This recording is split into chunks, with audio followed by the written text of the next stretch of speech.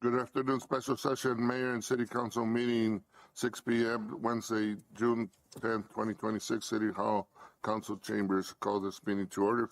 Please rise for the Pledge of Allegiance. Pledge allegiance to the flag of the United States of America and to the republic for which it stands, one nation, under God, indivisible, with liberty and justice for all. Thank you.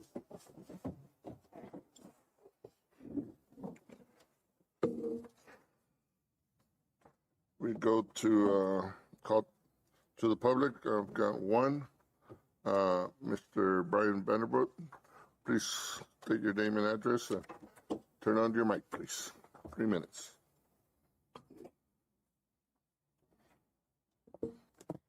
Thank you, Mr. Mayor, Council.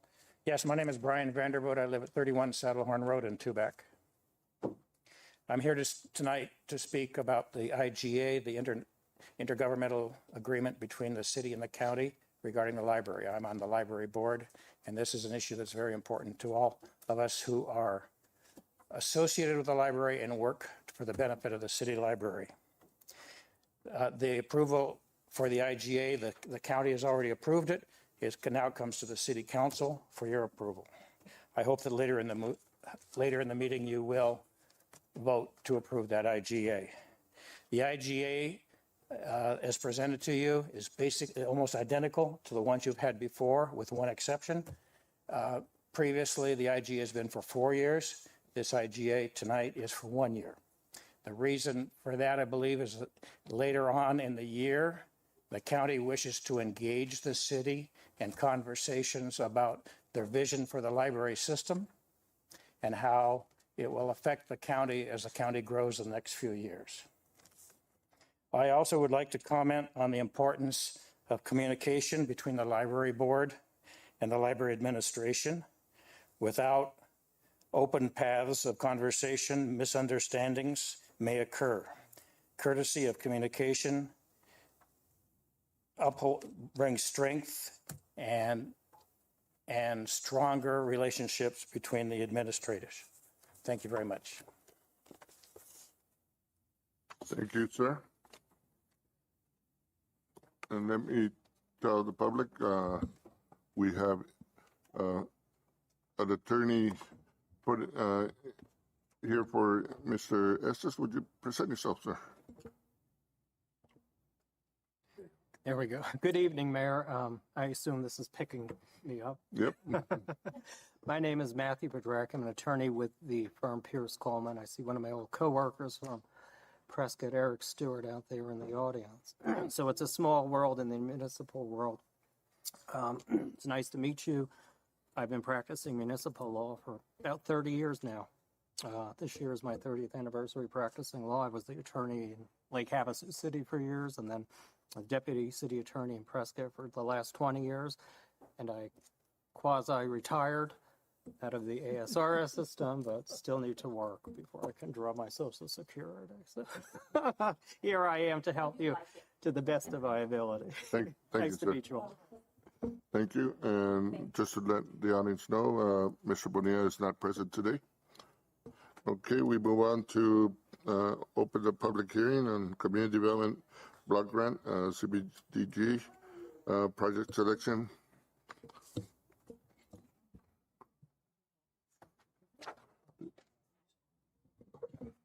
Good evening, Mayor and Council. I'm Will Osborne. I'm the Community and Economic Development Manager for CEGO. We generally help you with CDBG in its application and in its management of the grants. Tonight, Maria Valles, our community coordinator, is going to offer you our P4 public hearing presentation. It should be very brief because I understand you guys have a rather loaded agenda. And so without further ado, I'd like to introduce Maria Valles. Thank you, Will, and welcome, Maria. Thank you. Members of the community, esteemed members of council, Mr. Mayor. I'm here this evening to talk with you about the next steps in obtaining your CBDG funding for 2026. Next slide, please. So just to kind of recap on what we presented at the last meeting, you are, of course, aware of the CBDG grant, which is funding given to the state by the government for different projects, public works and infrastructure projects.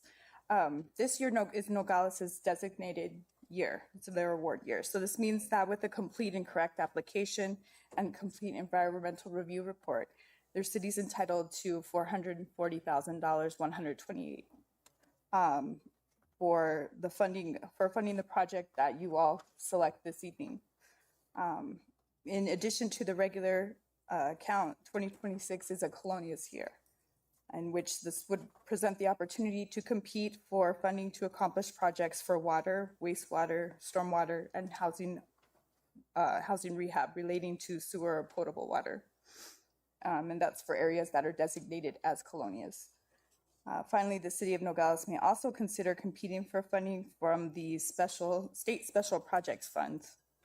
This opportunity is also a competitive grant funding opportunity for which the entire state may be competing for funds for a broader range of projects. Next slide.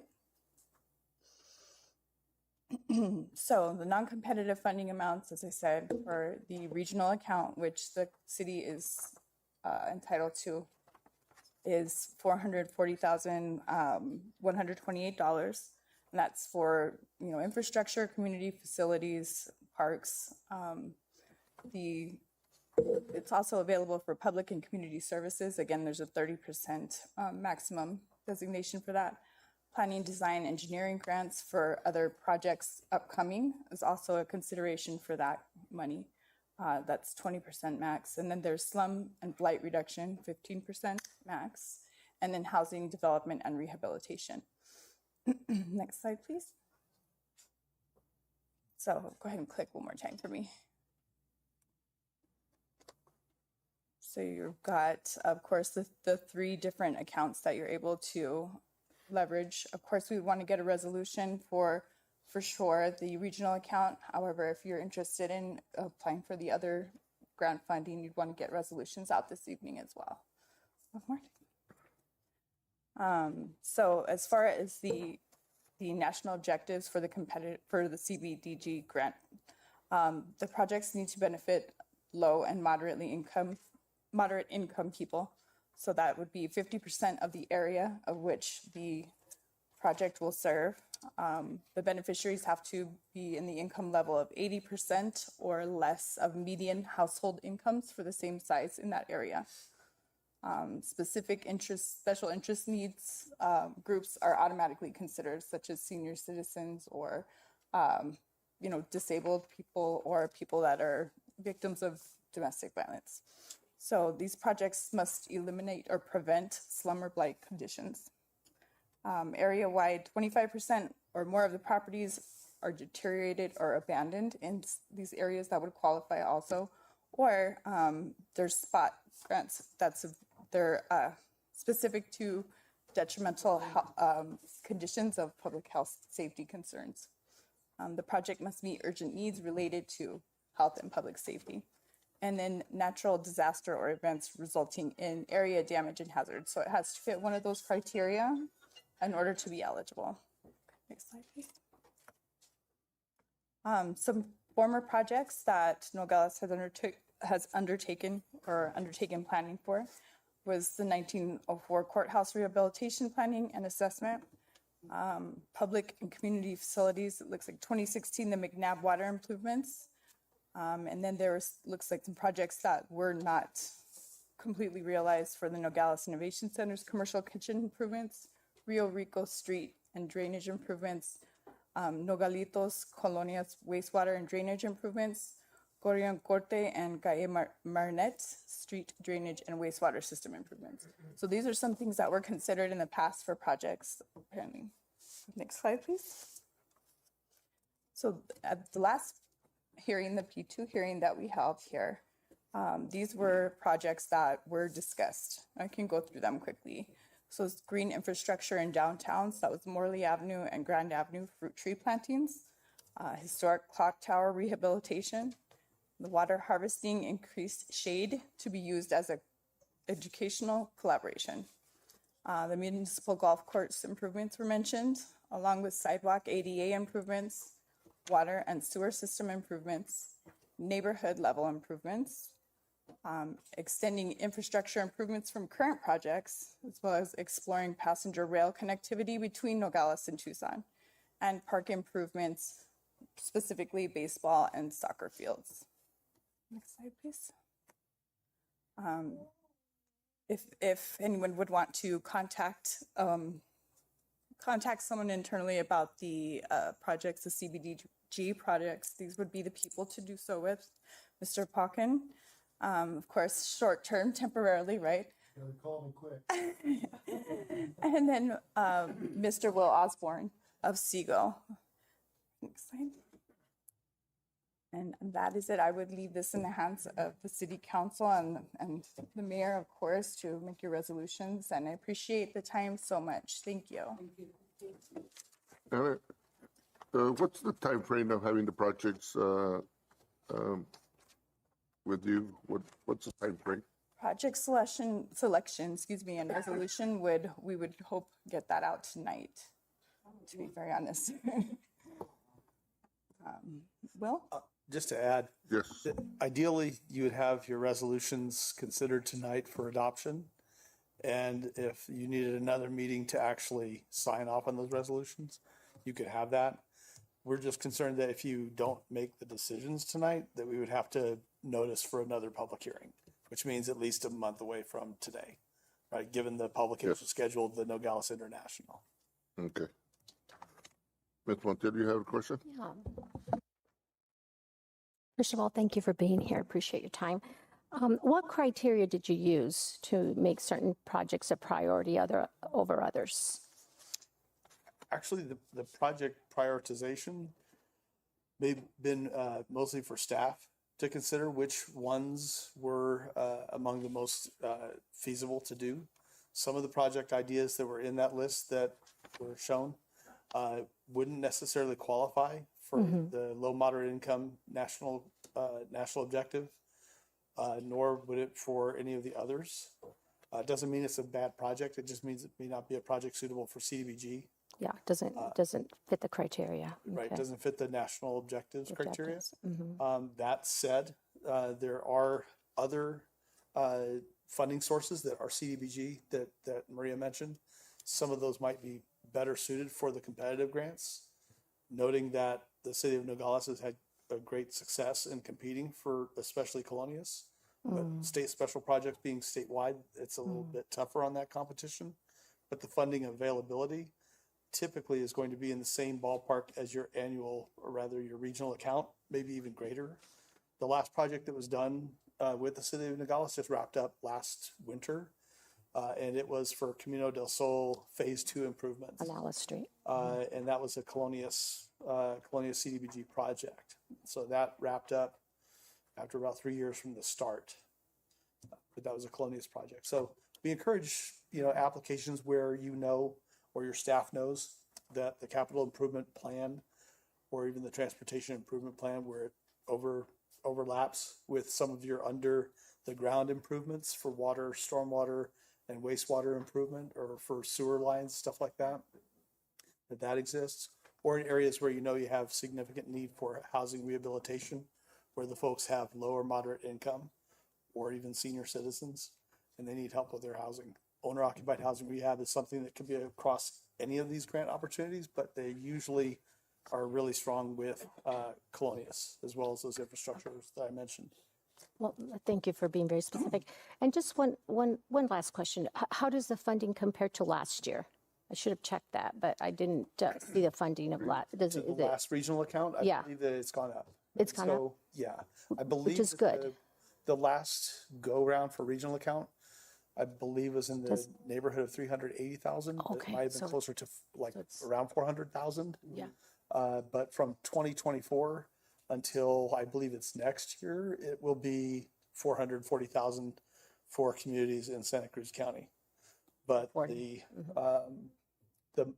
method of distribution and the amounts will sort of shift upward as part of a formula. But that said, there may even be a small increase this year, simply because there's kind of like a cost of living adjustment that ADOH will sometimes make, but it's usually very, very small. Minor. Okay, thank you. Go ahead, Mr. Doyle. Yes, my question is also based on the funding amount. If, so say we have 440 and a project runs 400,000 and we want to start another one that runs maybe 250, will those 40,000 be applied to the 250 for the other one? For If it qualifies? For this, one of the reasons why we suggested or at least mentioned the other funding sources that are CDBG, but are competitive, is that if you have more than one project that you really want to do, and you believe that you are competitive for those competitive funds, that you could have a second project off of one of those other funds. But with your regional account as a city, not being a county, you can only have one project. And it's like, well, what if we wanted to have one construction project, but have part of the award separated out for looking ahead to the next competitive project? It's like, well, you could do that, but some would actually say, well, go for one of the competitive for that purpose of, hey, part of that competitive fund would actually go towards the design engineering, the assessment of where the need is most critical. And then to say part of that fund would also maybe address like a larger problem of a project that, maybe the project gets identified through that process.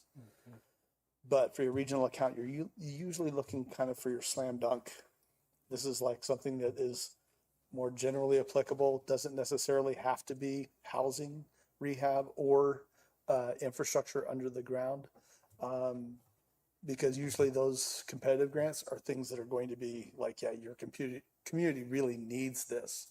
Not like they would make the community better to look at or better to like walk around and stuff like that, which is great and important.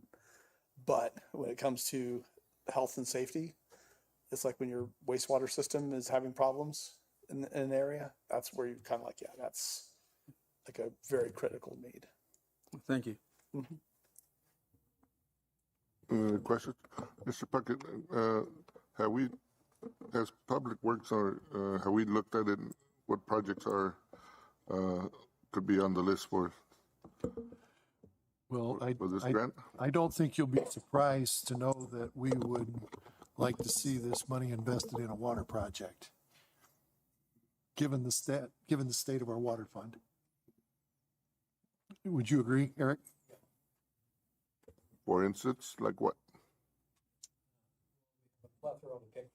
There's Mr. Delgado's list of 30 projects. We can easily spend 440,000. The 30 projects that were on the original plan investment? That's not Mr. Delgado's list, but that's a list that was created by the city. But I don't think 440 is going to clear him up. Every little bit's going to help in water fund.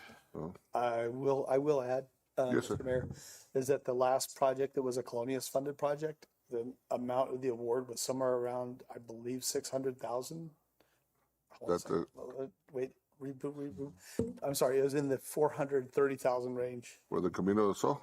Yes, but you also had Water Infrastructure Finance Authority funding, which was significantly greater in size, Yes. of about $1.5 million, I think. So that was, again, looking at some of these projects, CDBG is a good layering or leveraging source to put together with something else, and that's something else also to consider, as well as if you may have other funding sources to combine for these projects you want to. Those are, you could say, I think we have 25, 26 street water projects that are small. And they've been getting bigger and bigger every year. Yeah, cost of materials and labor, especially materials going up. So, Mr. Mayor? Shovel-ready projects tend to get a better reception for competitive grants too. Yeah, so if you do have a capital improvement plan or program, and Eric, who's just on board, he may be able to help identify those. You may have some idea of generally what areas of town might be best to address, and then getting down to the detail of where exactly. That's something that we could do in the application phase. But it probably would be good to make note that, hey, water system improvements, that's usually the project title. But you actually want to kind of identify what area of Nogales would be the focus of that. in your resolution. It would be suggested, but Mr. Go Mayor, ahead. there are, and I think you got the bigger version of that list there, the one that you can actually read. Yeah, there's a few projects on here, without regard to location, that would fit close to or within the amount of the CDBG funding. Well, we could mix, can we mix and match, 2-3 projects and use the funds? if, pardon me, if the projects are in an area, like sort of like a focusing and saying, hey, this is a West Quadrant Colonia area project for water system improvements, that might be sufficient, but you'd probably still kind of want to kind of draw a line around it, be able to provide a map for that, and have the engineering, if it's able to be done in-house, to come up with the here's specifically. Engineering's Areas. done. Yeah, Have the engineering's done. The engineering is done, that's great. That would, again, when you have that situation where all the stuff is done, a competitive grant like Colonias, especially if it's in a Colonia area of town, would be, I think it would be a strong opportunity, and still allow you for, in your regional account, to do something that maybe the same kind of a project, or maybe something different, a little more variety of project types that you can pursue with a regional account. But yeah. Well, Mr. Mayor, Go ahead. just, why don't we, Will and Maria, why don't we change the contact information now? Okay. Mr. Melendez has volunteered to take my place on the list Okay. because he probably will be working here a little longer. And He's got more than 48 hours. he's got more than 48 hours. So if you would change the contact information for the city clerk, we appreciate it. Thank you. Basically, everything be the same, number and everything except the email and the name. That would be Mike Melendez and M Melendez at nogalesAC.gov.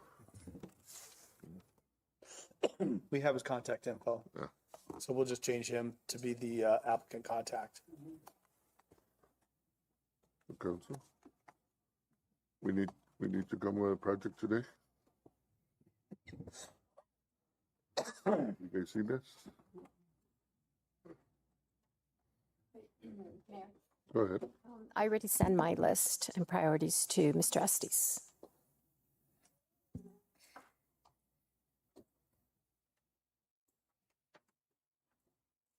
Do you know what Ms. Montiel sent? You want to repeat that? I heard you rescind. I sent my priorities. Are you? Uh, Oh, to Mr. Estes, okay. Which mayor we could decide if you want now or whatever you choose to do.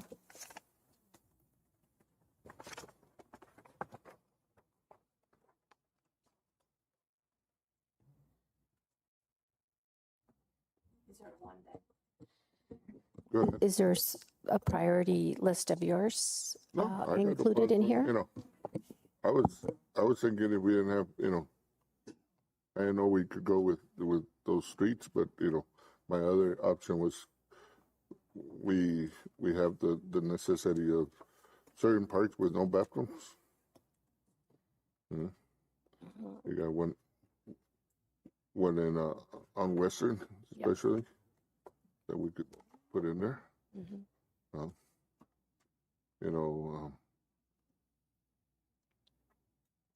I don't think the Meadow Hills Park fits the qualifies. But you guys wanna? You said we could bring it back next month, right? You'd have to have basically another P4 public hearing Yeah. to sort of bring it back, where you could have had the month of time to consider. I will say, just as a heads up, the notice of funding availability for the competitive grants, both state special projects and the Colonia CDBG, neither of those have yet dropped.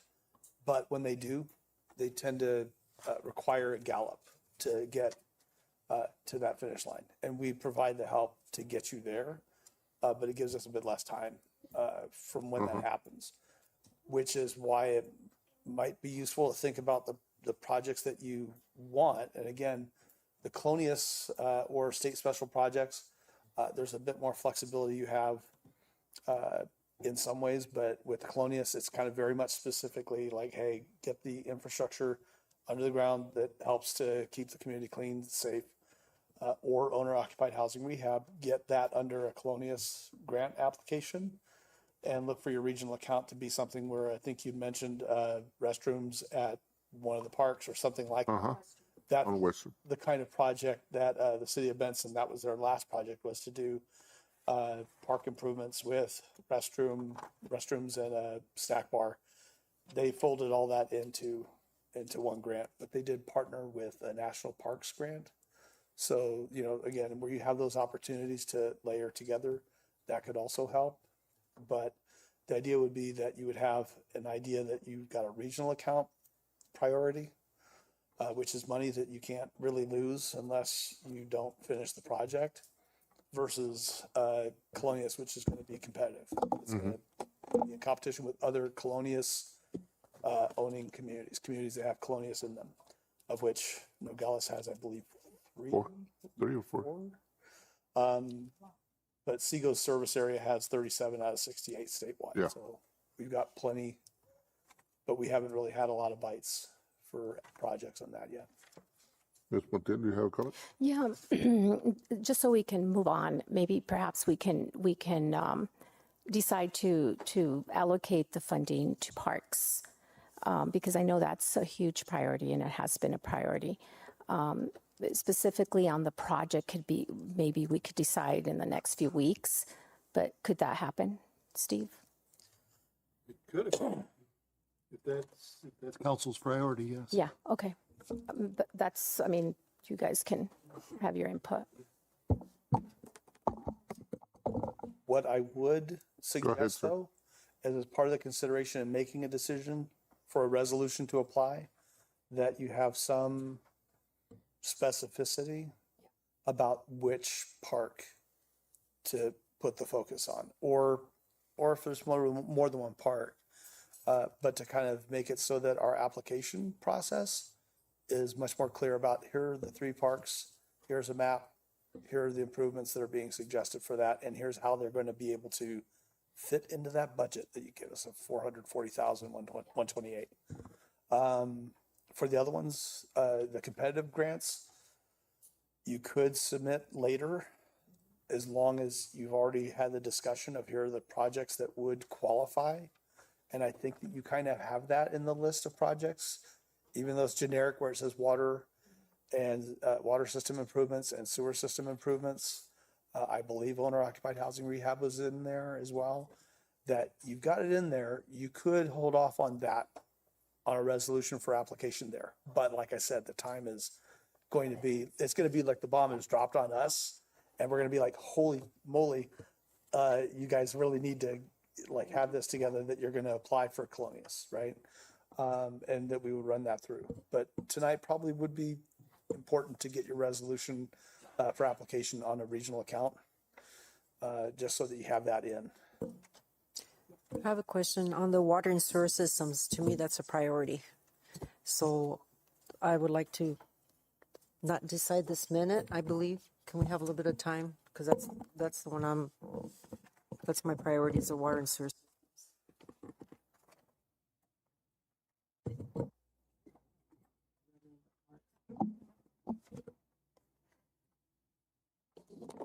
So I think as well, what may be of value, and I know other communities have done the same, you do have new professional staff.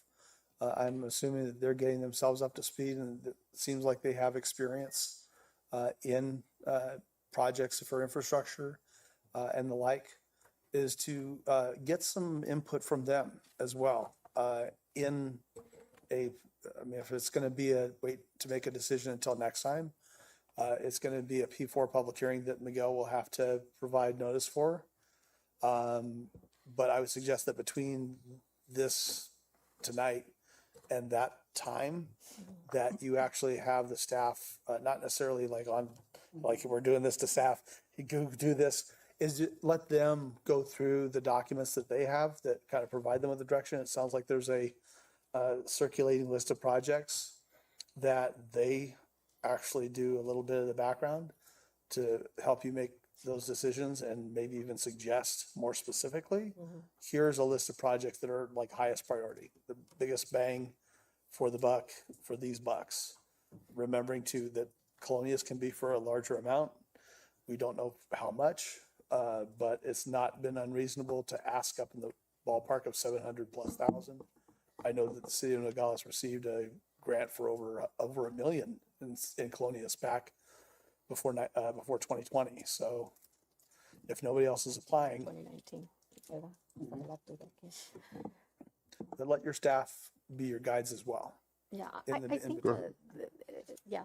Go ahead, Ms. That's a Montiel. great idea, but I think that process happened already. Mr.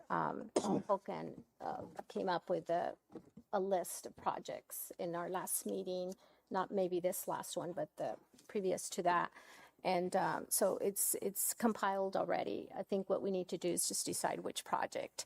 And it's just a matter of different opinions, but that list was, information was given to us prior to this meeting. So I think it's just a matter, Mayor, of just deciding. And I suggest that we just move on and you know, have people on the council email Steve one more day or 2 more days. Maybe not the best. What would you recommend? I would, okay, so most of what's eligible for funding Yeah, would either be under the auspices of Public Works or Park and Recreation.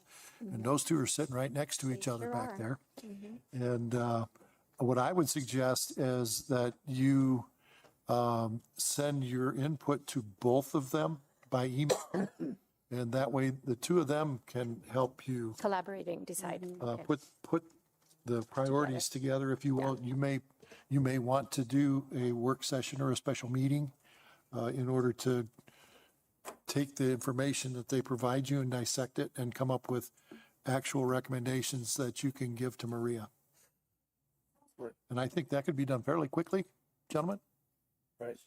And following on, resolutions for application, you could have multiple resolutions for application draft on your, at your station for that meeting, where it's like, here are the 5 or 6 different projects. And it's like, well, we have to make a decision for the regional account, which one of these projects would be the best one to apply to that.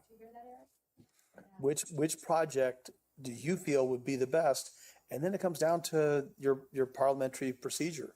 Is I make a motion that here's all the language of CDBG regional account 2026 that we would construct or do these things to have this project be the project. Do I have a second? If there's a second, then it's like, okay, discussion, and then you can start the party. And if that one fails, then it's the next project and so forth. You're welcome. And Mr. Mayor, I believe, Maria, you can be available at a minimum virtually to help them along through those. I'm meetings. absolutely happy to help in any way that I can. Okay. And would you please make sure that Eric and David have your contact information Yes, sir, sir. before you go home tonight? Thank you. Mr. Eric, were you gonna make a comment? I saw you sneaking in. Mr. Mayor and Council, Eric Stewart, Public Works. No, I agree with this idea. Conceptually, I think we need to sit down and understand the criteria that the projects would have to meet to fall into this category. And then we take the projects from the direction. prioritized by council and see which ones match, then probably just pick what we can afford. Yes. Okay. First of all, let's not lose the opportunity. That's the main thing. All right. Thank you. We need to close the public hearing. Actually, you can take testimony if you'd like. If there's anybody who wants to testify. Anybody wish to make a comment on the public hearing? That's it. We close the public hearing. Move on to presentation. Current water quality standards and emerging regulations. Interim Public Director, Mr. Eric Stewart. Thank you, Mr. Mayor, Council. Over the last couple of months, we've been talking about the budget that we've created and so forth for our water department. Some questions did come up. At best, I gave some vague answers, and tonight's just kind of a summary of some better answers that you and the community have been looking for over the last couple months. First slide, please. Next slide, please. Oh, I'm looking at it. Now, the Arizona Department of Environmental Quality, or ADEQ, is responsible for ensuring public water systems comply with federal drinking water regulations. These standards are established under the Safe Drinking Water Act and are designed to protect public health by limiting contaminants and ensuring proper treatment of drinking water. Tonight, I'll briefly discuss 3 key areas of water quality regulation. One is arsenic, PFAS, and chlorination. Thank you. Arsenic, it's a naturally occurring element found in many groundwater sources throughout Arizona. Historically, the federal standard was 50 parts per billion. In 2001, the EPA adopted a much stricter standard of 10 parts per billion, and that became compliant, or fell into compliance in 2006. So that was a question that came up in the past. So that's been around for 20 years. The purpose of the change was to further reduce long-term health risks, including certain cancers and cardiovascular disease. Today, the 10 part per billion standard remains in effect, and there are currently no major changes to be considered. We do have arsenic in some of our well water. We actually have arsenic remediation that extracts it out.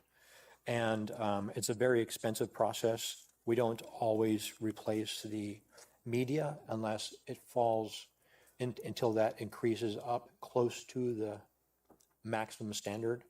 I think to do all 3 of our wells for arsenic remediation media, it's about $350,000. So we take them one at a time when we need to meet this requirement. Next slide, please. PFAS are often referred to as forever chemicals because they break down very slowly in the environment.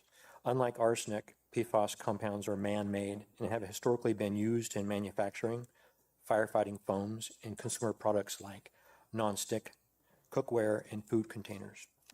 In 2024, the EPA established the first national drinking water standards for these compounds at 4 parts per trillion.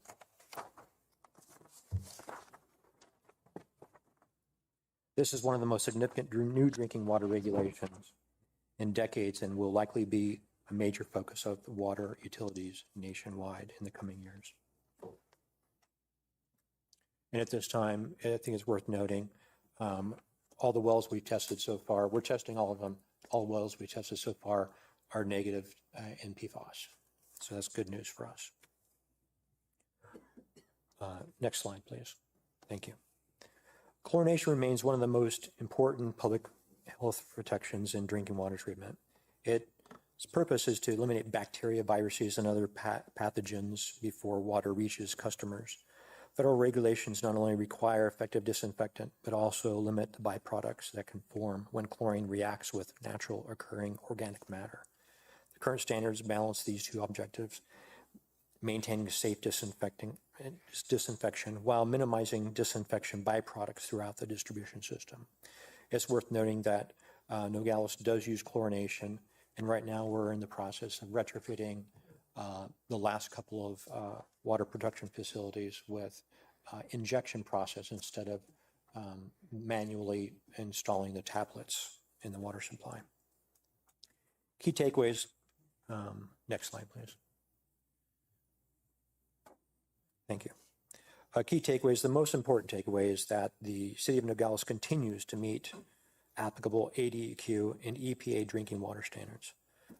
Arsenic regulations have remained relatively stable for the past 2 decades. PFAS regulations represent the most significant emerging regulatory challenge facing water providers. Chlorination remains essential to protecting public health, and staff will continue monitoring regular developments and will keep council informed of any future impacts to the city water system. And with that, I'll entertain any questions. Any questions? Thank you. Mr. Stewart, you said on our wells, arsenic is the main issues on 3 wells? That's the only issue that is measurable, that we have to continue using media to mitigate the arsenic in the water, to keep it down below the required levels. And we're doing it successfully right now. We do that, and so it's kind of a drawn-out process. We put the media in. Every 3 years, we recycle new media. When the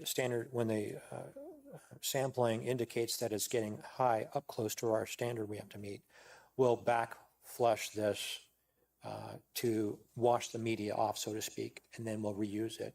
And that works for about 3 years. This next year, we'll be replacing a couple other well sites with that, just because we're bumping up against those standards. Even though we can backwash, it's still just meeting those standards. So. Go ahead, Ms. Parra. I have a question. I know that the chlorination is very important. Do we have a water treatment person right now to make sure that they're checking? We do, in fact.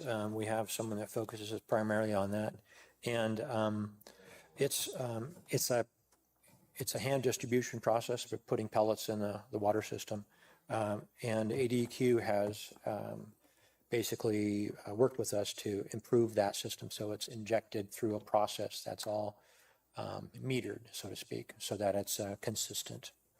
So we'll see more consistent chlorine usage in our system by having this. Go ahead, Mr. Dahl. And so how often are those wells monitored Oh, the sampling?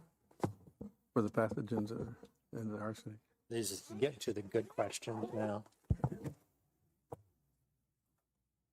We have a schedule that we have to adhere to per ADU2. Arsenic we measure, it looks like 4 times a year. And that's our big one. Bactese we do monthly. And we don't have anything for chlorine here, but it's regularly monitored. So I hope that answers your question. Okay. Any more questions? Thank you. Thank you, Mr. Stewart. Next, we move to item 6, financial monthly report. Number 1, May 26, 2026.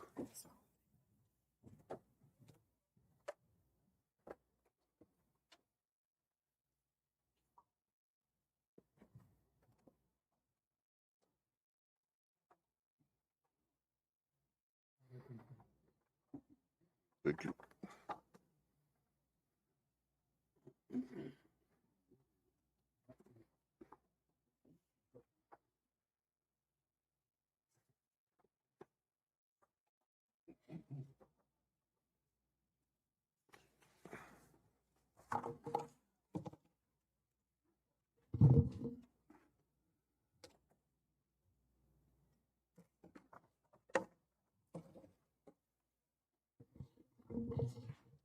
Good evening, Mayor and council members. Today I'm bringing the finance report for April 2026.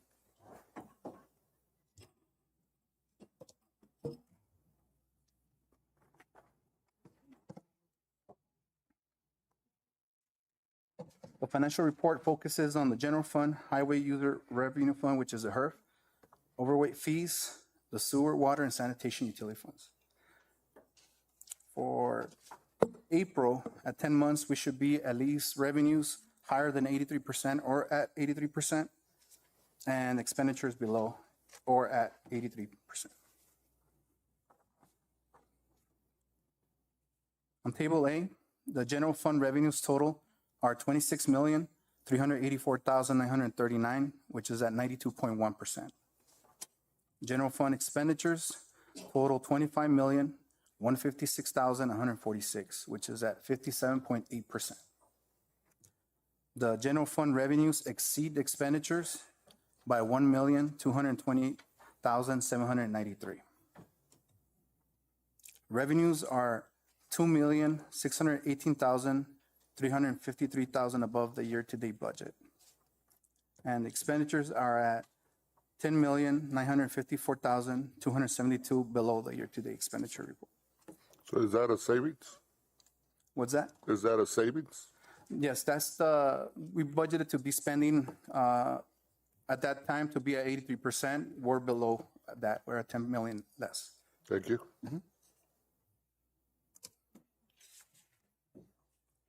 On Table B, deposits for local sales taxes are 1,539,460, which is 409,467 more than April of 2025. Overall, we're below by 291,671 at this point last year.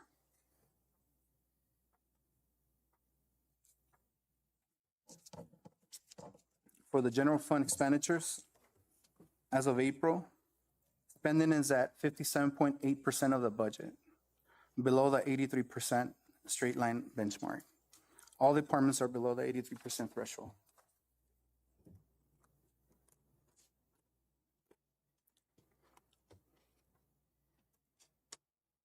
For HERF and overweight fees, and HERF, the revenues total $2,752,018. That is at 94.6%. Expenditures total $1,850,774 at 54.3%.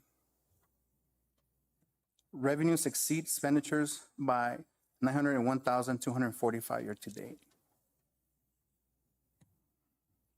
Revenues are $336,499 above the year-to-date budget, and the expenditures are $977,207 below the budget. Not is it because gas prices rising Mike, Mr. Doe? that we're above? Oh, sorry. On that comparison, is it because gas prices have risen? Has the tax risen on that, or is it the same as last year? Well, this was a set amount before the budget started, that how much that Nogales was going to receive. What had happened is that we're spending less than what was actually budgeted. Okay.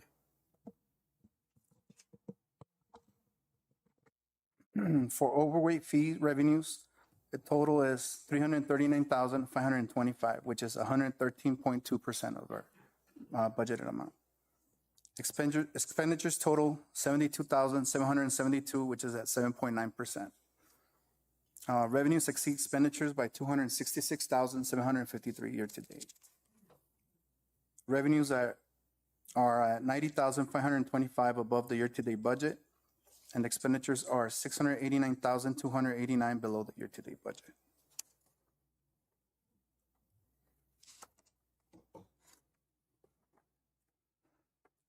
For enterprise funds on sewer, revenues total $3,334,277, which is at 102%.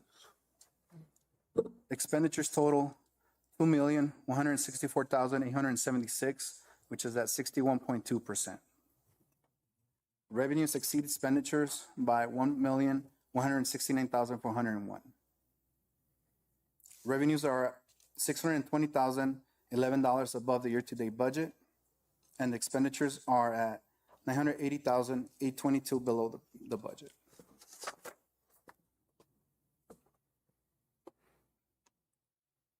For the water fund, revenues total $2,966,964, which is 88.3%. Expenditures total $2,821,407, which is at 67.7%. Revenues exceed expenditures by $145,558. Revenues are 177,666 above year-to-date budget, and the expenditures are 637,389 below the budget. As you can see, by the end of the month of April, the water fund, this is the first time that the expenditures passed the revenues are more than the expenditures. For the month of April, by the end of April. Go ahead, Mr. And, Doe. and what do you attribute this to? It could be that we're collecting more revenues now for the water fund, and the expenditures were lower as of the end of April.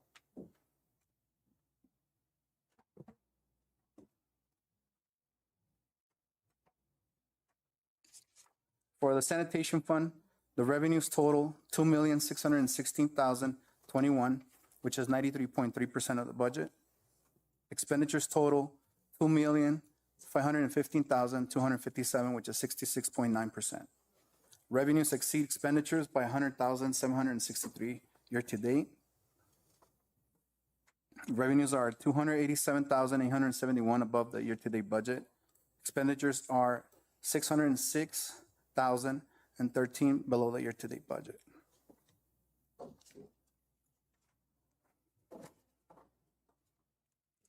For business licenses at the end of May, we had 2,900 active business licenses, 15 new business licenses, 0 were canceled, and there were no special event for one-day licenses. I wanted to mention regarding the change of the pennies. So there's just wanted to give you a heads up that you might be getting calls or maybe down the line in a couple of months because banks are no longer giving out pennies for change. So we're looking at different types of options on what to do when they overpay. We can leave those extra pennies as credit for their accounts, but we'll continue to monitor that and bring you guys an update on that. And that concludes Start rounding it up. what's that? We're gonna start rounding it up. That can be an option. It can be rounded up to the nearest 5 cents. And there's different options at the end. You'll get to decide what to do.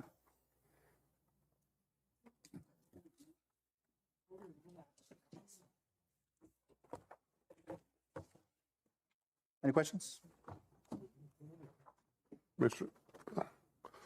So on today's report, basically in our three accounts, water, sewer, and sanitation, we got over 1.1887, 1,187, approximately 1,100,000 of revenues more than budget on all three accounts. Okay. On expenses, you have almost $2.1 million less expenditures than budgeted. Which the water, fund? we put sewer, water, and sanitation.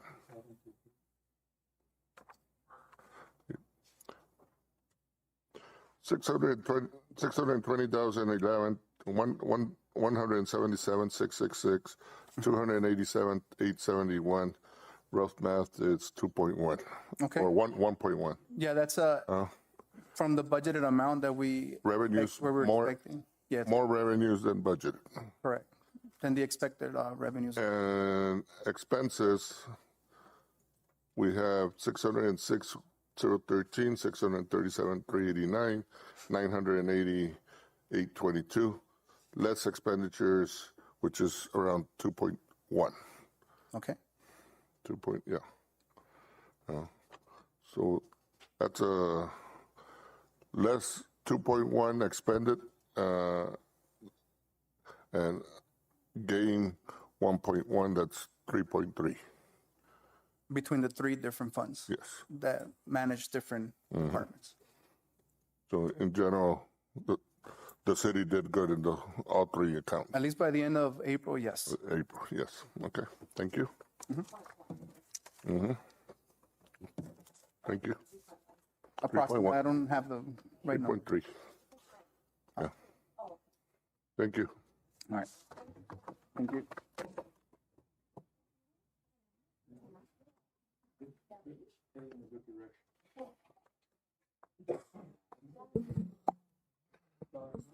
Next, we move to item 7,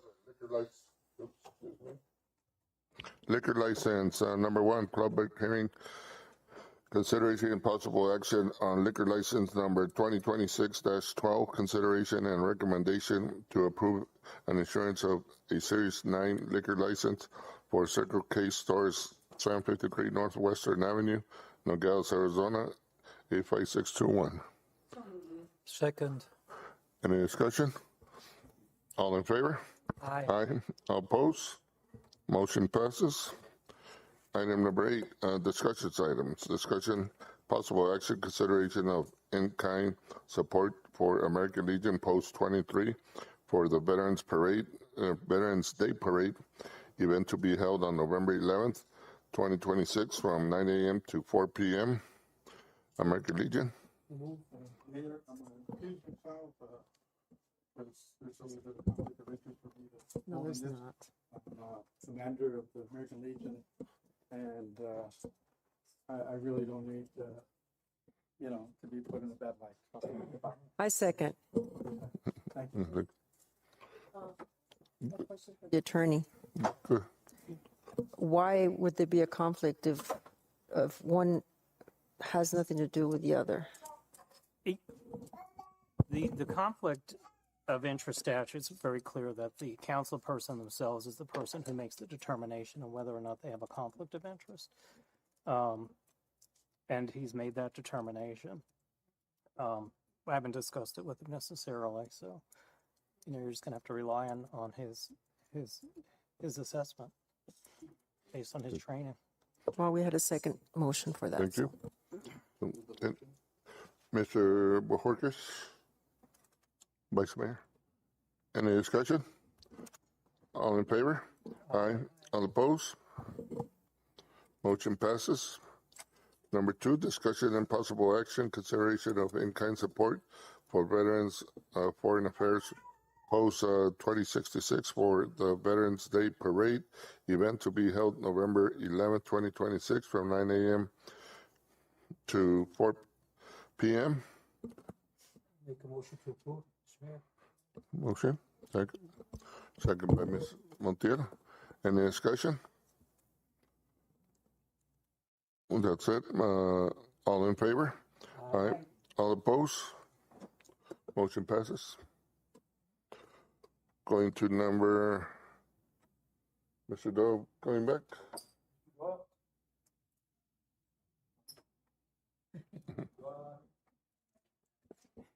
He just left.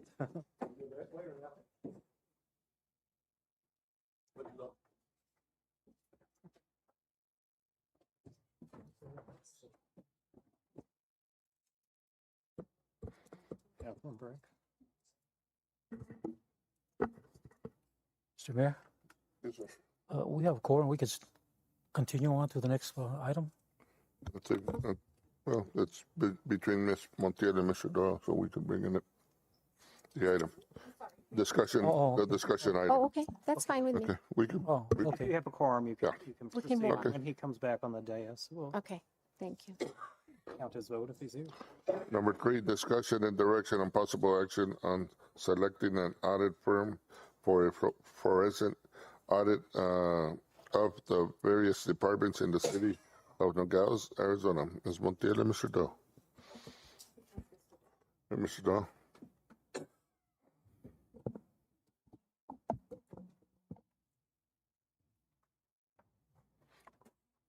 William.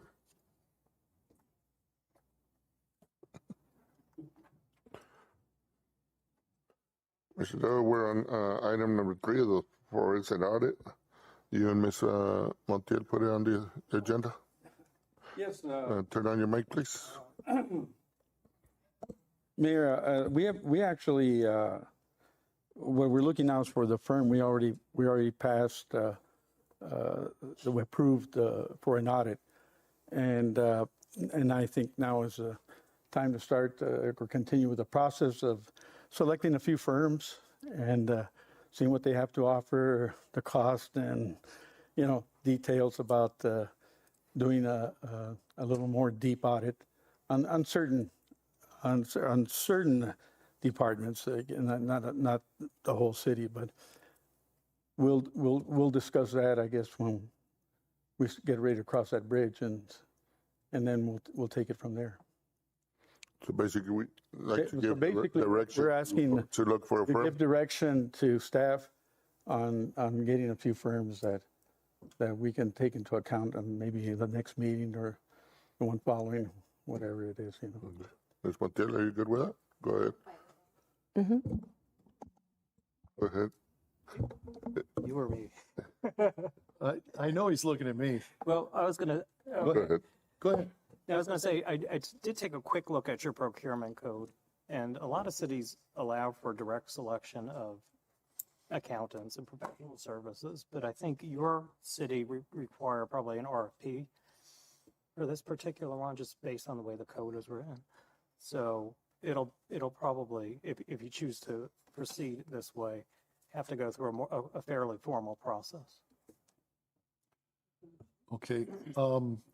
Now, we've had this discussion before, so I'm going to try not to repeat myself too much, but last couple times we brought the subject up, we've chosen not to move forward. If Mr. Doyle's concern has to do with the water infrastructure, I think there's probably a better way than hiring an auditor. Auditors like numbers, engineers like pipes and valves. And I'm going to ask Mr. Stewart to come up and explain what he and the Public Works Department are doing right now with our asset allocation. We had an earlier study done in-house with regard to our collection of assets, all the sewers and pipes and valves and motors.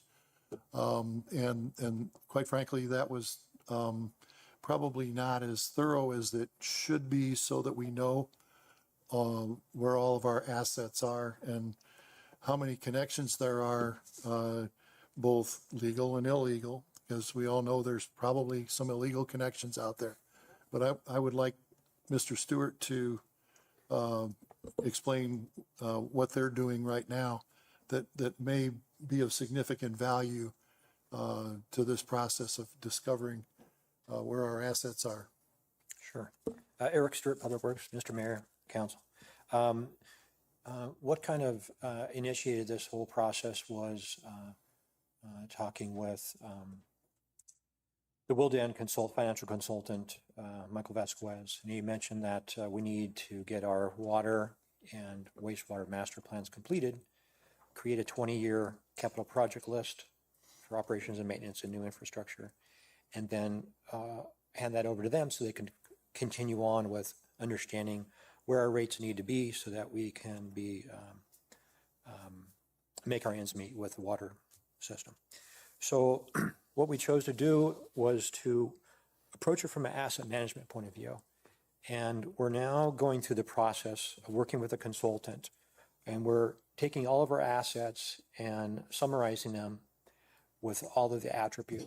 And so a manhole is an asset, a water valve is an asset. So there's literally tens of thousands of assets for water and wastewater. We're collecting that, providing it to a consultant who's going to put together this asset management water wastewater plan. With that data, we can also then align that with our accounts we have in finance and say, hey, we've got, I'll just make up a number, 1,000 commercial buildings. Do we have 1,000 commercial accounts? And so forth with our residential accounts too. And with that, we'll be able to look at any sort of forgotten issues out there where folks did make a connection that was not authorized, or it was done before anyone was having any oversight to that. So we're in that process of I won't say forensic, but we're basically going to align our assets, our buildings, commercial buildings, residential buildings with all of the accounts to make sure that everyone's paying part of the system. So, any questions? Go ahead, Mr. Doe. And when do you expect to complete that? So we're just starting the process. They promised us August, and I promised Willdan Financial mid-September to have that data to them. Is that part of the mapping that we're talking about? Is it part of the what? The mapping of the water? It is actually, yes. We're getting some help from a GIS consultant, kind of putting things together, taking record drawings, importing that into our GIS system, and from that we're exporting this data into spreadsheets and handing it to our consultant. So it's an extremely arduous process, and we're going through it painstakingly to make sure that we're as accurate as we can be with it. So. So you don't think that an audit that we put in place will actually go in hand with what you're doing? In other words, the things that might fall through the cracks might be picked up on past errors of the way we did business in the past, and maybe they would be able to detect a lot of accounts or that, in other words, it doesn't match up. You have so many dwellings or places in the city, and then you only have so many accounts that are payable. In other words, they don't add up. So that would help line up where those missing connections are, and there's quite a few. And as a matter of fact, they've even done it. Yes, and they've done it recently. So that's the reason for an audit, to find out where the problem is and who has created that problem, and that way we can be more effective in addressing it. So that's the reason for the audit, and that's why we need, basically what we're talking about now is just lining up some firms, getting some costs, which ones would be more cost friendly and effective for this process. But I think it goes hand in hand with the plan you have. It'd help you. In other words, you'd feed off it. You would probably, instead of, how many you said, 20 years or something like that? Some of the connections I've heard about that are worrisome have been around for 20 years. Right. So this would be ideal if we go back 15 years. I think that would cover probably 80-90% of the connections that are out there, maybe more. So we're just trying to make sure that things get done right, that there's no accounts falling through the cracks. We need to collect on the water usage from everyone that's using it. I concur. And Public Works will be here to support council however you choose. Okay, thank you. Thank you. Vice Mayor? When we talk about audits, we always think, we're talking about finances, about numbers. In this case, I'm not so familiar with a forensic audit, but it sounds more like a infrastructure investigation on what lines are not connected to the proper city lines and why they are not accounted for. So we just submitted the regular audit. Is this audit going to correlate with this forensic audit, or is it going to overwrite the regular audit? So how is it going to work? Just to add to that word forensic, it's just a more in-depth audit, really. The forensic is just to give it more detail, a closer look.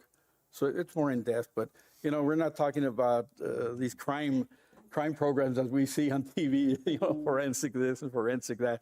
It's just to get a closer look at things and make the proper adjustments. Mr. Bojorquez, I'm not totally sure I understood your question just now, but I think I do. First of all, an audit, doesn't necessarily mean money. It can mean anything. If you think you've got so many widgets and you're not sure, then you do an audit to make sure how many widgets you've got. Okay. When you do an inventory of your warehouse, that's an audit, okay? You're verifying everything that's in there. So audits can be including infrastructure. And yeah, what Eric is having done right now is an audit. So it doesn't have to be about numbers. It has to be about verifying what you think you have or answering questions that you think you have but aren't sure, okay? The use of the term forensic isn't quite on point for what Mr. Doyle's asking for. But and what we're trying to explain here tonight is you can get the same answer a number of different ways, okay? In the course of them finding out where all the pipes and valves and connections are, you're going to come up with the same answer as if you were to audit every account. Because once you audit an account in the finance office, then you've got to go out in the field and verify it. Okay. That's what we want. And he's going out in the field and verifying it up front. So now, when he catches a location, let's just call it a garage operation that doesn't have a meter, okay? And so they've been getting essentially water without paying for it for however long it's been. Then that dude has been busted, okay? And what's going to happen is they're going to come back in and report that situation to finance, and then finance is going to set up an account for it and make sure a meter's installed. So what Mr. Doyle is asking for is the same way, only the other way around. We're dealing with the infrastructure, not the money. But when we find the locations that aren't paying for water, then immediately they're going to become revenue producers. So, and also, and this goes back a little bit to Sergio's report, some of what you're seeing happening with the revenue in water fund has to do with the fact that the revenue department right now is spending part of every day calling delinquent customers and getting them on payment plans or getting their bills paid. So that's obviously going to have a positive impact on water collections. You know, we always bill more than we collect, and right now the delinquencies in water is like $600,000. Okay, and those are the accounts that we know about. Okay, so the purpose of there's many purposes to what Public Works is doing right now, but you know, the process of finding out where all of your pipes and valves and meters are is exactly what you called it. It's an audit. And so, you know, while I don't have any objection to going out and getting pricing from a firm that does those kind of specialized audits, by the time you get that stuff, we should have some idea where we are with the other one. So I guess my recommendation is let's proceed cautiously, because we don't want to end up doing, you know, it's like the financial audit starts at this end and the infrastructure audit starts at this end. And if you spend the same amount of money on both to make it to the middle and find all your answers, then you've spent twice as much of the taxpayers' dollars than you want to spend. Thank you for the explanation. So in that case, who would be making the audit adjustment? The regular auditor or the one doing the forensic audit? Well, okay, so if you discover accounts that are non-paying accounts, there's going to be there's not going to be an adjustment. There's going to be a hookup and there's going to be new revenue. Okay, so there won't be a financial adjustment to be made. The adjustment will be the additional revenue that we gain by having that account as a paying customer. Okay, thank you.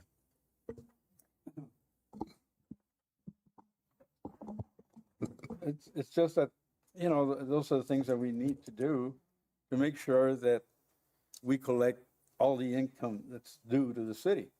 And basically, you know, and that's why right now, as far as I'm asking, or both, I guess, Councilman Montiel and myself discussed, that it's just to get the process going. Doesn't mean we're going to hire somebody, but let's find out which companies are out there, what do they charge, and how feasible it is. And then at the same time, we'll have a month or two to decide while you're implementing this process. And if we see that you're speeding up the process, well then, let's let that process continue if it's going to benefit. But we need accountability so that we know who's not paying. Which are the people that are hooked to the city water supply without paying for it. And like you said, start hooking them up, and now we're going to have more revenue coming in, which will be a more positive result than what we have today on the different enterprise funds.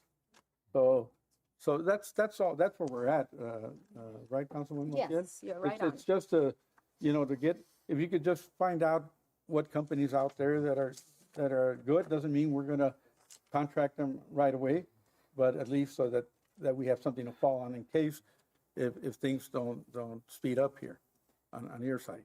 And maybe that would help your own whatever investigation you're doing or your due diligence of what you're doing to make sure that we find those people or whoever's hooked up illegally to their water supply. I like this idea, and if I might make a recommendation, so we're going to create GIS layers with all of the infrastructure. That's as accurate as possible. Then we're going to drop on there little dots for the accounts that we have. Then we're going to drop on the building footprints of buildings we have. And if things don't line up and we start seeing 1 or 2 or 3 or 10, we can address those. I have no problem with, so that's an effort that Public Works is working on, myself. I'm directing that. But if someone wants to piggyback on that and help double check our work, that would be a tool we would create to actually double check that work. Mayor? If chosen. And Eric, I couldn't have said it better than how you explained it. And that's the essence, I think, of what Mr. Doyle and I are trying to accomplish here. Because you work for the city, obviously, so you're doing your independent, I'm not going to use forensic attorneys. Attorneys don't like forensics, I know that. But you're doing your own independent study or whatever what do you call it, independent review, and have different names here because attorneys don't like forensics, but independent financial review about who's paying water and who hasn't paid for years and years to the city of Nogales. And that's where we're coming from. There are businesses and residents that haven't paid for years and years and years. And so thank you for taking this task on. I see your expressions when he said that there are a lot of people that were not connected, we're not paying water, and you're kind of like, so we're on the same page here. So I've heard. So yes, and you're doing your independent review of that. So what Mr. Doyle, from what I understand, is that he wants to kind of check your work, like you said. And so meantime, we can look into the whoever's going to take over as a city manager can look into some independent, I'm not going to use forensic, financial, someone that can come in independently and not that because they don't work for the city of Nogales, they're going to be impartial. So they're going to be looking at your work. It's just when you get some mediator of some sort like that. So thank you very much for what you're doing. I really appreciate that. You're doing something that hasn't been done for years and years, because the regular audit that municipalities do or counties do, we know it's kind of a general audit, if you will. At least that's the type of audit that we get from Clifton Larson. But this is more in depth, and we're going to be able to see and identify the businesses and residents that haven't been paying water for years. And then we, of course, then the next part of it is what do we do? And I'm sure legal will have to step in and do their legal stuff. Right. So thank you. I really appreciate what you're doing. You're welcome. And I appreciate having this conversation.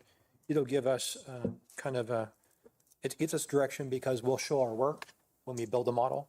And so whoever comes behind us to double check, they can look at our work and say, okay, this all makes sense. and then look at the data and say, yep, okay, there's 5, there's 10, there's 100, whatever, and then we can deal with it. So, okay. Thank you, Steve. Thank you, Mr. Stewart. Okay. So we'll give direction for you to leave a note for the next. I think we'll start before that. Okay, thank you, sir. Next,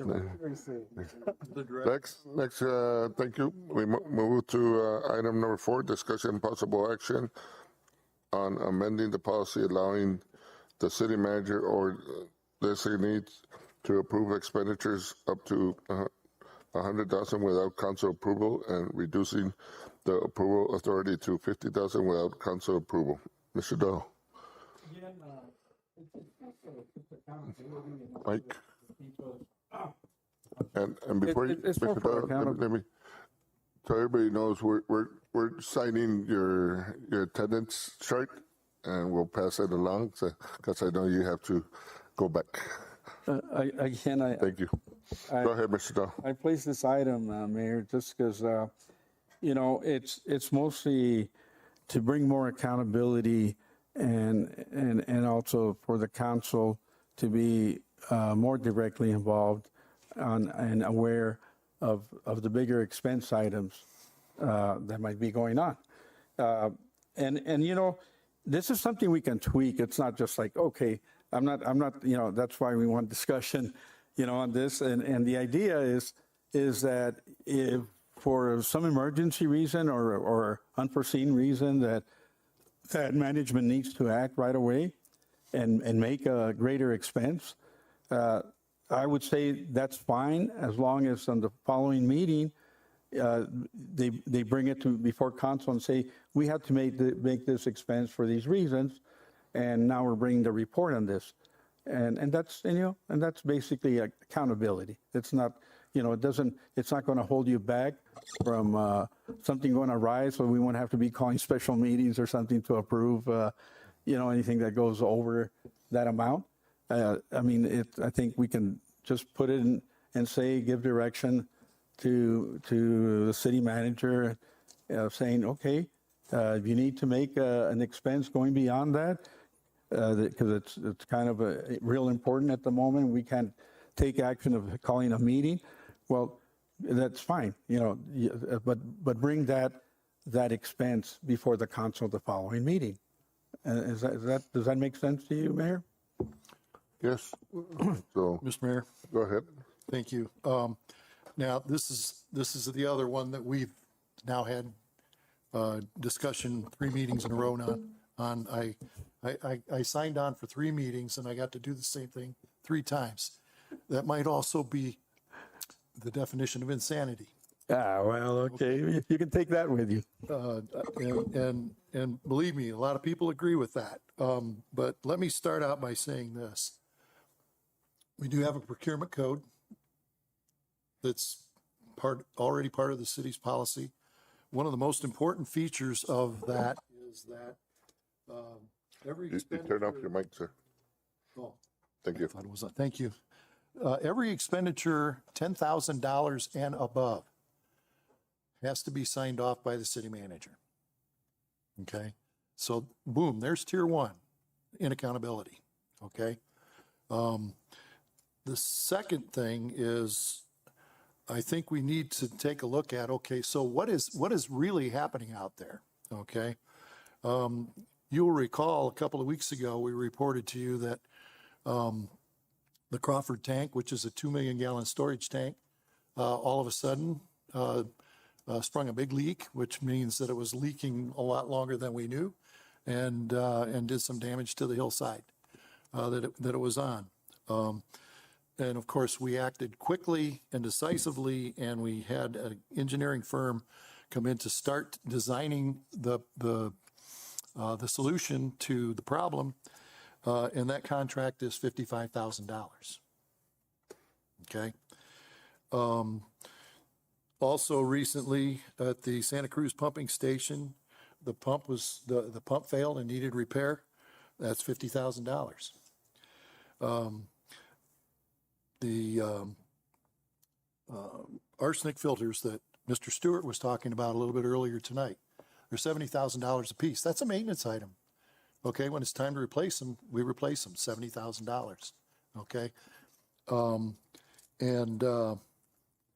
We had Meadow Hills #1, we had a repair there. And the cost for the repair through the vendor, Weber Water Resources, was $91,000. Okay? This is part of running a city on a daily basis. Okay? This is what we do. And this is what it costs. And, here's another one. Ambulance billing. Okay? We get an ambulance bill every month, $70,000 for ambulance billing. Okay? And these are 6 items on a list that I had Sergio ran for me of expenditures between $50,000 and $100,000. There were 60 or 70 of those. And so, $100,000 sounds like a lot of money until you have to run a $100 million corporation. And that's what we're doing here. We're running a $100 million corporation. So we have policies in place that govern how we spend our money.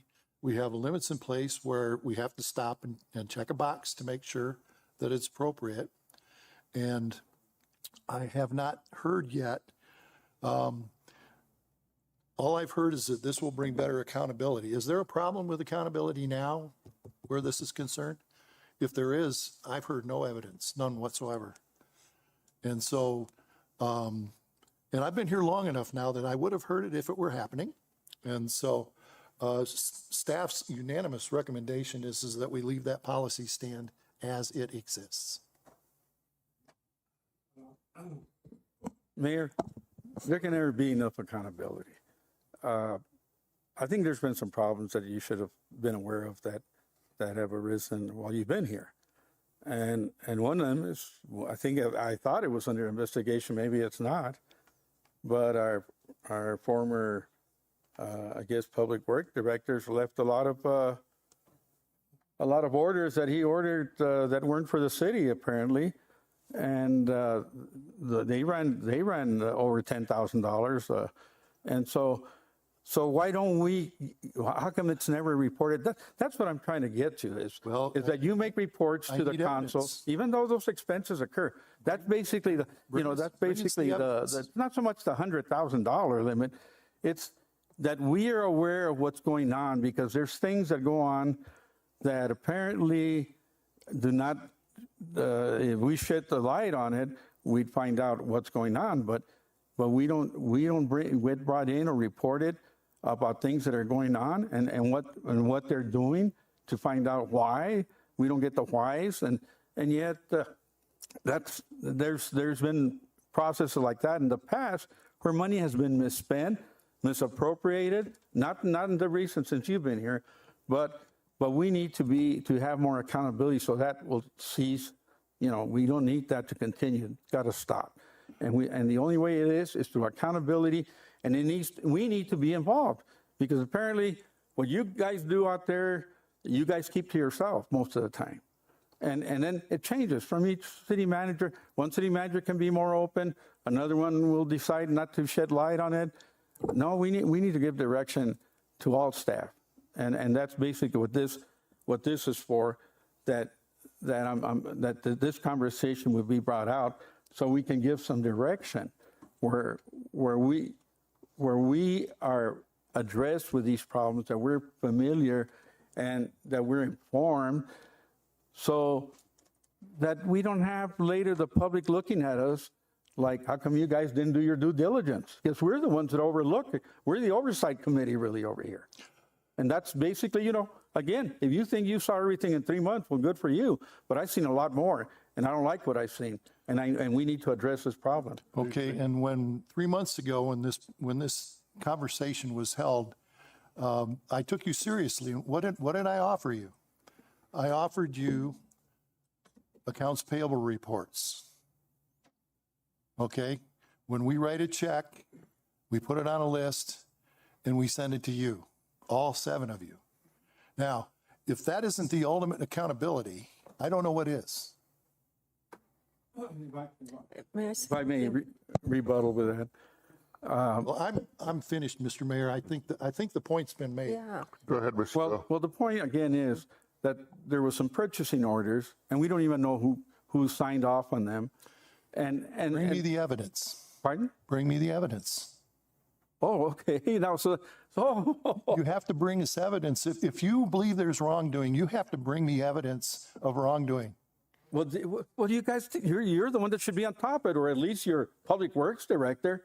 I mean, okay, I'll get witnesses. No, I'll get witnesses from the city to come and say, now you're trying to cover up something. Let's bring it out in the open. Please do. We want to hear it if it's true. Mr. Falcon, I agree with you 100%. We can't be micromanaging everything in every department. There's transparency. We have those emails that are sent, and I take the time to read them. That's it. There's nothing to discuss. I really feel what you're saying. That's how we have to go. We're not going to be micromanaging every single department everywhere, especially if there's no proof. Mayor, I'll bring Go the ahead, proof. Mr. I'll bring the proof. And Councilwoman, this is not about micromanaging. It's basically just about being informed and accountable. That's it. And we've proven accountability. Thank you. Go ahead, Vice Mayor. Yeah, I just have a comment. Even if we did change this policy to 50,000, and let's say Mr. Pauken brings that item like the water tank, it's going to cost $91,000. I don't have the expertise to make that decision and say, hey, you don't need $91,000. You can fix it with $40,000. So I think we should leave the policy as it is right now. If in the future it runs into bigger problems, then maybe that one can face down that issue. Thank you. Ms. Montero, you had a comment? I have a question for legal. Good. Yeah. So of course, maybe if it will make Mr. Dahl more comfortable, perhaps we should, we should just, I know we have to change the ordinance, and that's the first thing we have to do. And, we could amend it to whatever amount he wants, but nonetheless, we need to have the 4 votes. And maybe that will put an end to it. Because that's the only way we could change the existing ordinance of the threshold is $100,000. Right, attorney? Correct. Yeah. So it's in your procurement. It's a so you would procurement, need to do an 100,000, actual but we would have to amendment, change it. Yeah, which is an ordinance. an ordinance, okay. Change the existing ordinance. Really, what I just want is that we get more reports from. That's why I said 50,000, so that we get. If they can provide the expense reports that they occur running the city at each meeting, basically that's great. That's it. That takes care of that. At least we That's know what the check register is, Mr. Doyle. Well, What you're asking for is exactly what we're giving you now. Okay. Well, continue to do it, and that'll be fine. That's all. All of this is about accountability, and I think we're headed in the right direction. So, again, but then you're leaving. And then we got to start again to make sure that process continues. When you hire people on the basis of their professional qualifications and ethics, it doesn't matter whether it's Steve Pauken sitting here or somebody else, okay? You're going to have accountability if you hire the right people, and that's in your ballpark, okay? It could be me or anybody else, but I think if we've done anything in the last 3 months, we've got good policies in place now. We've clarified by giving you the check register exactly what we're doing. And, the only way you could get more accountability than you have right now is if you sat over in finance and wrote the checks yourself. And we're probably not going to let you do that. I think Mr. Doyle is more of a, if we have high expenditures or, maybe just get a report on At any time. anything over 50 or it's up there. At any time that any of you feel like you need financial information Good. of any kind, Did you sign sign it so Maria wants to leave? let me start my Go ahead. sentence again. Go ahead. At any time any of you feel you need any information, financial information of any kind, it is our responsibility to provide that to you. Okay?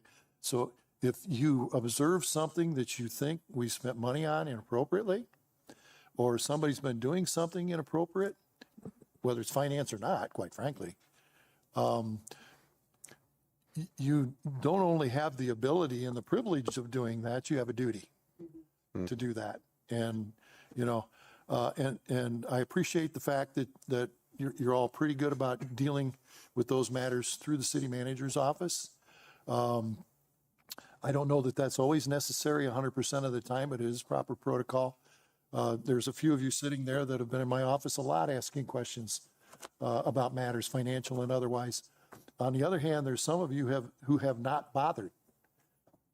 And that, you know, the ability for you to do that, especially as council members, is there for all of you.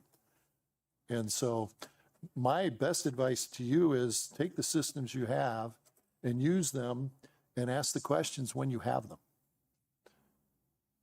Because I'm sorry, but I don't think you need to have this discussion every single month. Because we've given the same answer every single month. Yes. Thank you. That's all I have, sir. Thank you, Maria. Have a safe travel back. So as far as all the discussion, Councilwoman Montiel, how would you like to wrap this up as far as anything like since that we will be getting the input that we need and. Oh, well, you placed on the agenda, you did, but, well, like I said, if we want to change the threshold, Well, we and then, would have to, yeah. we would have to put. Yeah, it on the so agenda, we'll leave it at that as long as we leave it get, at that. we get, Yeah, for we now, get kept, 100,000 is fine. and that's fine. yeah. And we do get it every month. We Okay. get an email of all the expenditures. Yeah. Okay, Okay. thank you. Yeah. No, but, you know, like I said, there's always a question or two, but we can always, I guess, bring it before The council, yeah, Thank you. thank you. Every legitimate question has a legitimate answer. Thank you. We move to item number 5, discussion possible action regarding a possible land exchange between Corey Enterprises and the city of Nogales in the Meadow Hills area involving Lot F and adjacent city-owned property near Lot A. Yeah. Yes, he is. But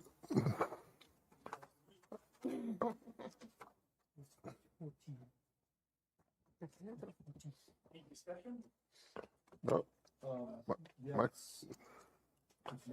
Yeah. And the city attorney's sitting to my left, your right, and when I make a mistake, he'll be right there to correct me. But currently, there is no policy in the city of Nogales for selling publicly owned property. Okay. There is, and I believe I'm correct in statute, a requirement that property, whether it's sold, exchanged, or otherwise transferred from the city's ownership to someone else, that it has to be done with a public auction. We can't just make a deal. We can't just put a for sale sign out in the yard and take the best offer. Okay. There are policies out there, and in fact, the policy that I worked under in my last job pretty much spelled out the process for exchanges of publicly owned property or sale of publicly owned property. In your case, it's a little different because you're asking us to accept a piece of property you own in exchange for a piece of property that we own. Okay. So while on the face of it, it looks like it might be something we could just do under statute. I don't believe that's possible, but what I'm going to suggest to council is that we adopt a policy, maybe not the same as the one that I worked under before, but something similar to that. And you have the advantage of having the same attorney I had when I used the policy last place I worked. So he's intimately familiar with the policy. It's going to take a little time, but essentially, and I'll just give you the highlights of the policy, and that is that, you know, the prospective buyer would have to apply to the city, and there would be some forms, just 2 pages. It's not a big deal. 2 pages that are filled out. In fact, they can be a fillable form on our website, and that will start the process where the staff will evaluate the property. Necessarily, there has to be a fee, okay, for an application fee for the process, which that would be established by council. And under the policy I worked under before, this would require both an appraisal and a not necessarily a survey, but at least would have to draft a, what do they call it? The thing that goes with the appraisal. No, the appraisal has a, yeah. So those 2 things would have to be done, and they would be done at the applicant's expense. So in your case, what you're proposing, there would have to be an estimate of value and a survey of both of the pieces of property so that they could be determined independently to be of certain value, okay? The two properties are a little bit different in size and shape, so one's not necessarily going to be equal in value or equivalent value to the same. And then once that information is gathered, then the staff would come to council with a recommendation, and council would then choose. The first thing they would choose to do is whether or not to sell. Okay, you know, the two properties that are the subject of this discussion are fairly close together on the same street, but council may decide that the property they own has a more strategic value than financial value, and may elect for whatever reason to decide not to sell. On the other hand, they may look at the 2 properties and decide, well, yeah, we'd like to sell. And in the third case, they might decide that, well, we can swap properties with this guy, but what are we going to do with the property that we get from him? Because it may be of no value to us intrinsically. So, and once that happens, once all that's been decided and council says yes, then we would schedule it at a regular council meeting or whenever you want for a public auction.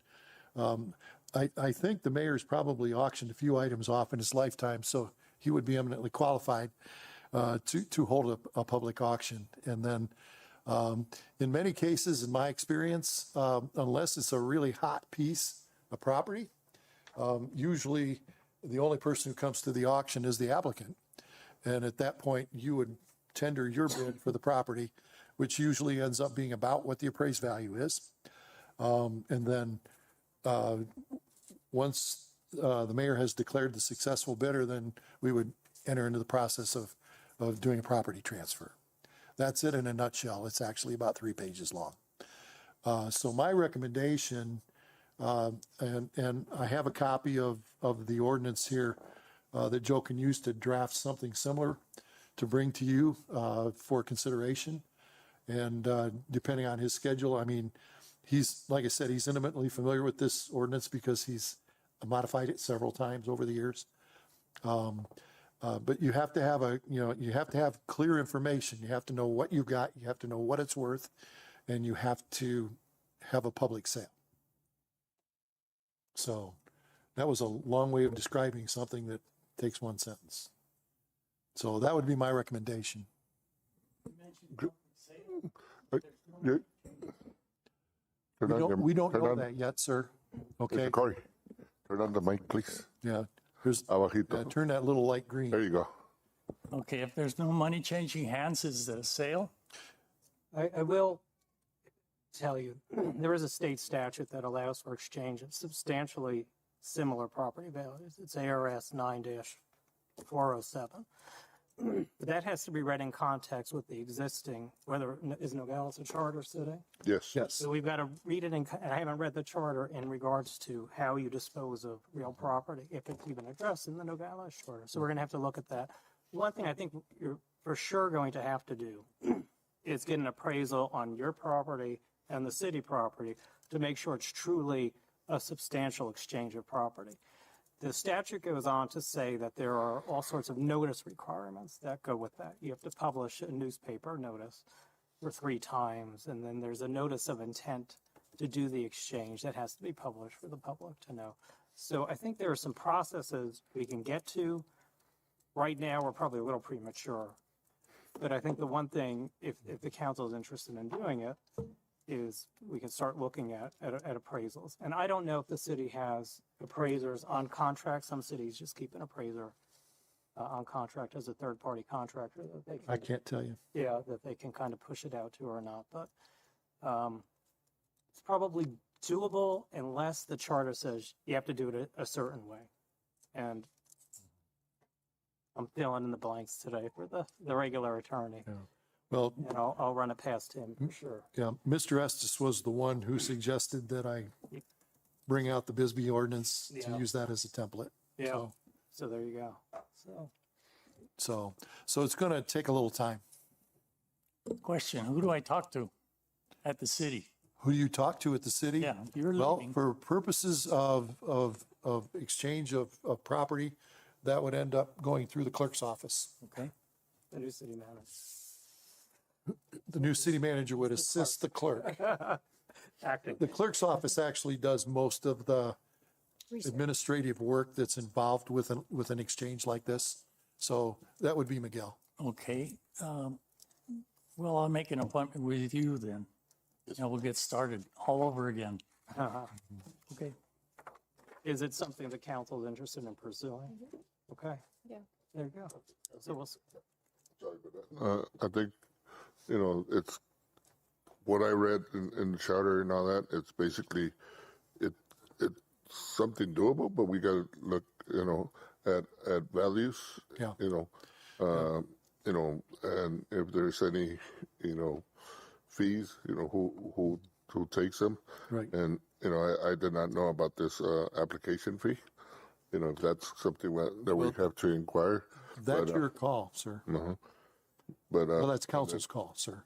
and if legal says, that, for us to do an exchange like this, we got to do notices. That was new to me right now. yeah, the general rule is the charter will govern if it addresses it. If it doesn't, most charters say to the extent we don't address something, but state law does, you can use the state law.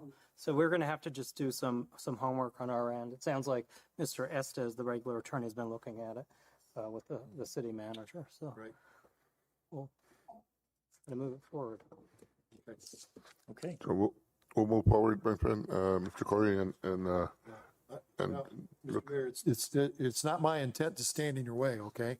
But we have to do it the right way. by the right way. So, and right now, the city of Nogales doesn't have a policy in place, so that's gonna, at a minimum, we're gonna have to start with that. Okay? Thank you, sir.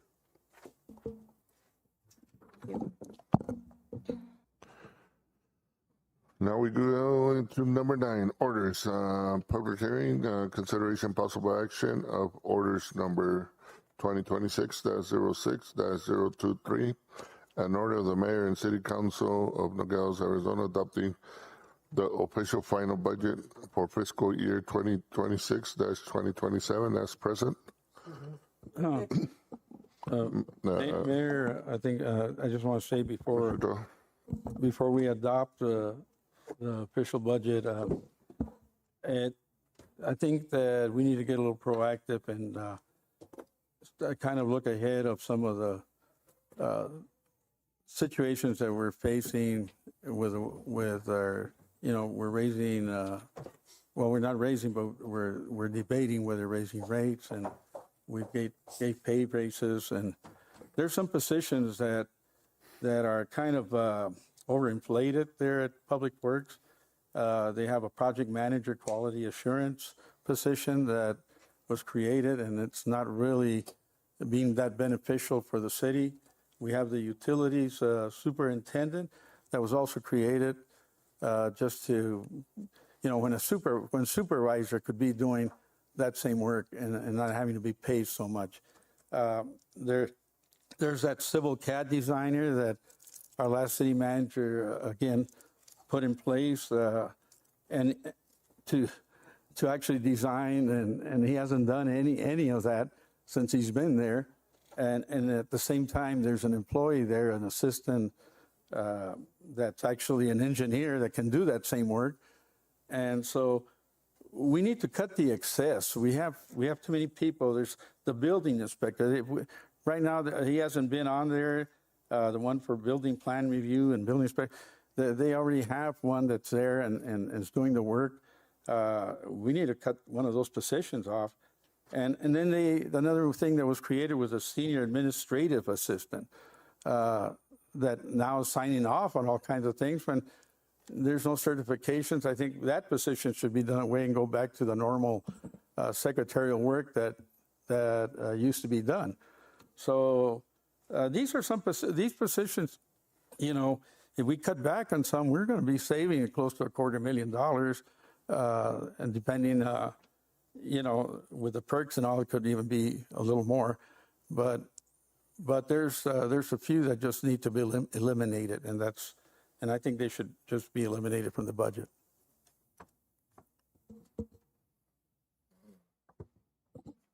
Any other comments? Good. Mayor, I have no other comment than to recommend approval of the budget that's before you this evening. Mr. Doyle's comments are well taken in many cases with regard to some of what he's mentioned. This is not the time or the place to do that. Is a public hearing. It's what? Public hearing? Yeah, you have to open up the public hearing. Yeah, okay. True. Thank you. Thank you. Okay, sorry about that. It is a public hearing. I open up the discussion for public hearing. Is there any in the audience that wants to do a comment or anything on our budget?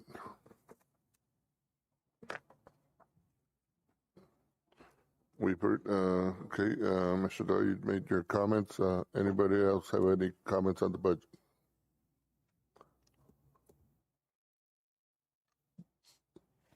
That's Recommend approval, sir. go ahead. I'm sorry. Montiel. Cut it. I just want to say thank you, Mr. Polkin, because I know this was a lot of work putting this together, and along with my colleagues here and along with all the directors out there, thank you so much. I know your input was very valuable. These are all public funds that we need to be accountable for, and I appreciate your leadership and also Mr. Estes' leadership and everyone. It takes a village to raise a city. It does. I know, I don't know if that's exactly the way I should put it, but, I do personally want to thank everybody. I know it's a lot of work, and without your collaboration, it would have not happened, because it's a lot of work to put a budget together, because you get a lot of input, different ideas and different ways of seeing how we can, divide this huge pie in an equitable way. So thank you. And same goes the other way. You all spent a lot of hours going through every single department and discussing revenues and expenditures, and your input made some important changes in some of those departmental budgets along the way. And so your individual contributions and your contribution as a governing body was also very important in getting to where we are tonight. Thank you. And Mr. Pumpkin, once we approve the budget, the discussion that Mr. Doe had can be looked into and, you know. That would be a subject It's better, for, it's better to have him and remove him than not have him and try to put him on, correct? I'm not sure I agree with that, but, Well, if you don't budget for it, it's harder Okay. to put it on. well, you're right about that Yeah, part, but. that's what I tried to But say. on the other You don't hand, budget for it. and this is an it's harder to internal put it on. discussion that we've been having with what- with all of the bigger departments, with Public Works, Police and Fire. The question is, what's the right size? And what's the right number of employees and what kind of qualifications should they have? You know, I don't want to go into detail because that's not really part of this agenda, yes. but that discussion, at the very least in Public Works, has already begun.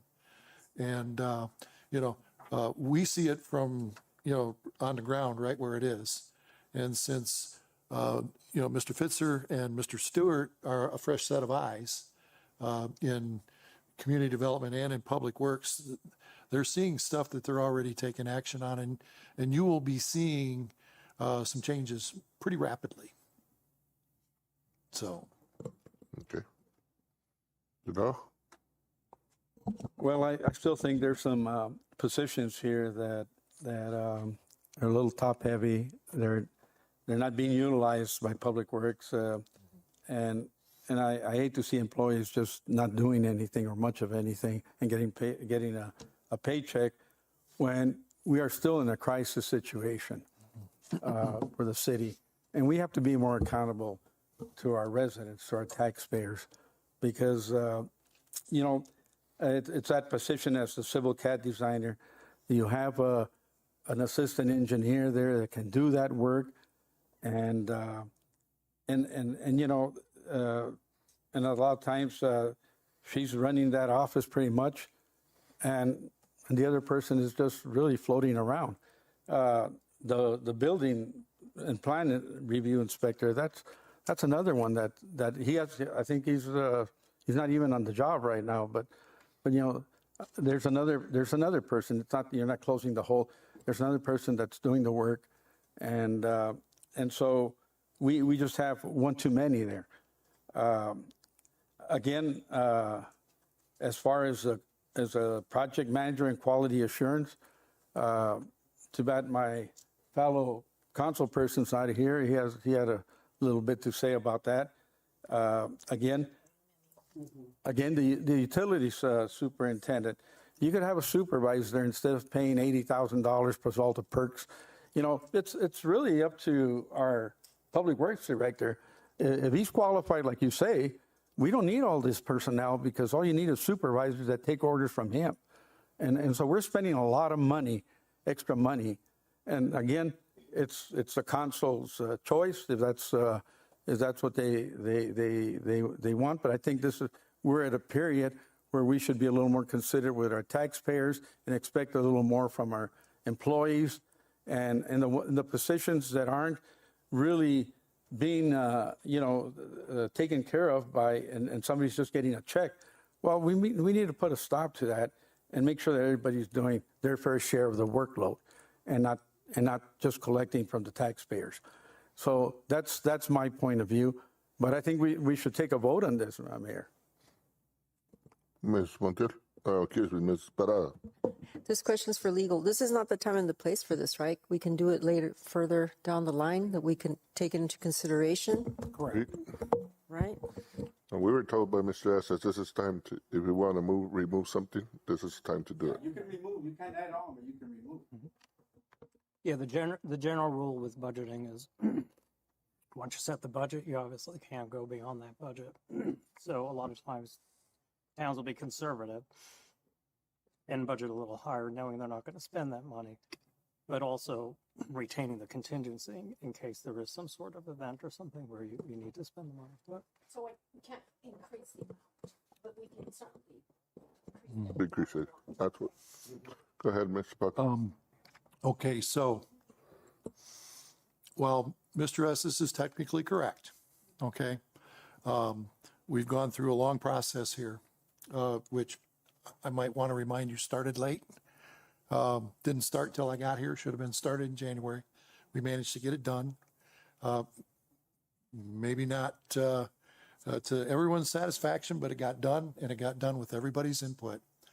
You had 2 full days of council workshops. You had opportunities to have this discussion at those workshops. That is the place. Okay?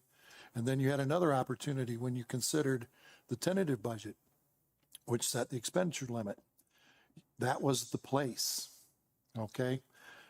With all due respect, what tonight's about is the sum total of all of our work put in a budget for 2 reasons.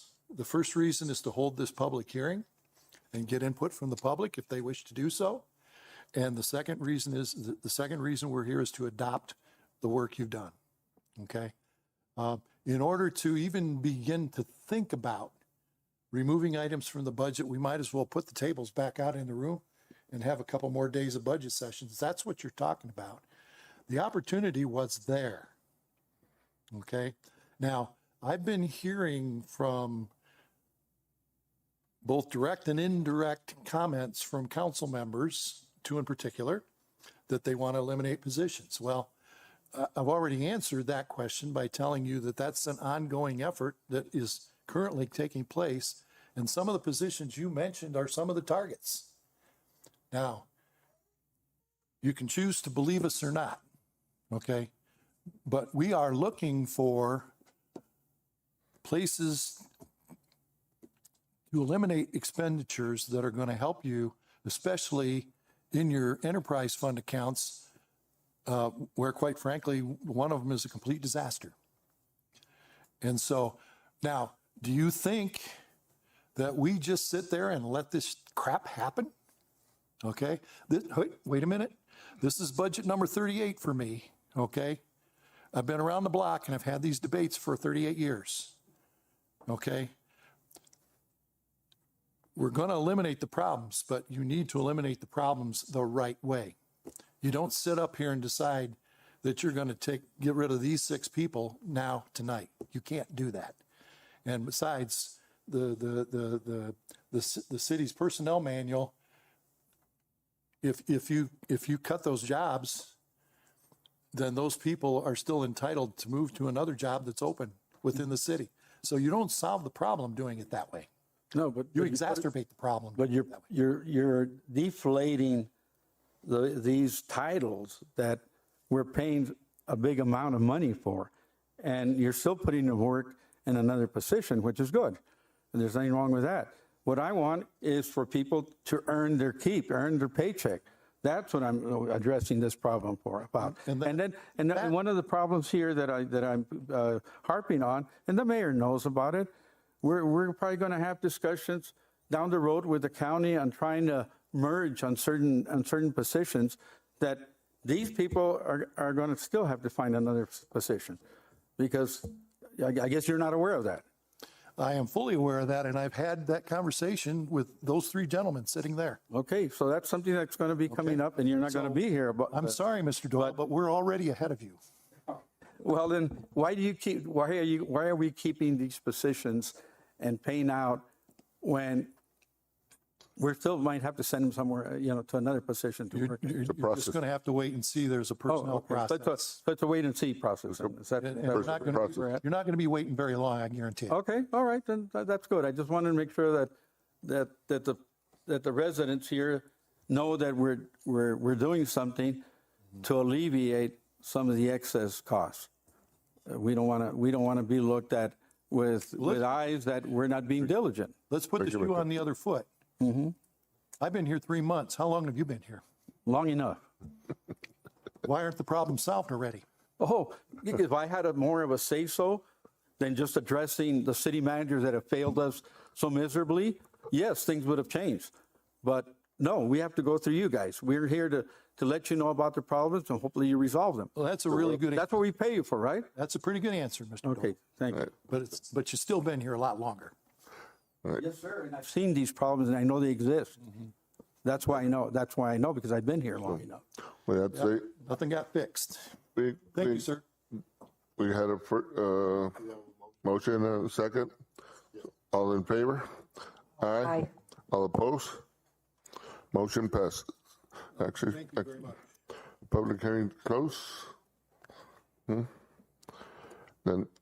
consideration, number 2, consideration possible action of order number 2026-06-024, an order of the City Council of the City of Nogales authorizing the city manager to award the contract to Sunland Asphalt and Construction LLC for Frank Reed Road Improvements Project, ADOT IGA 25-00-11196-I for an amount not to exceed $1,500,000.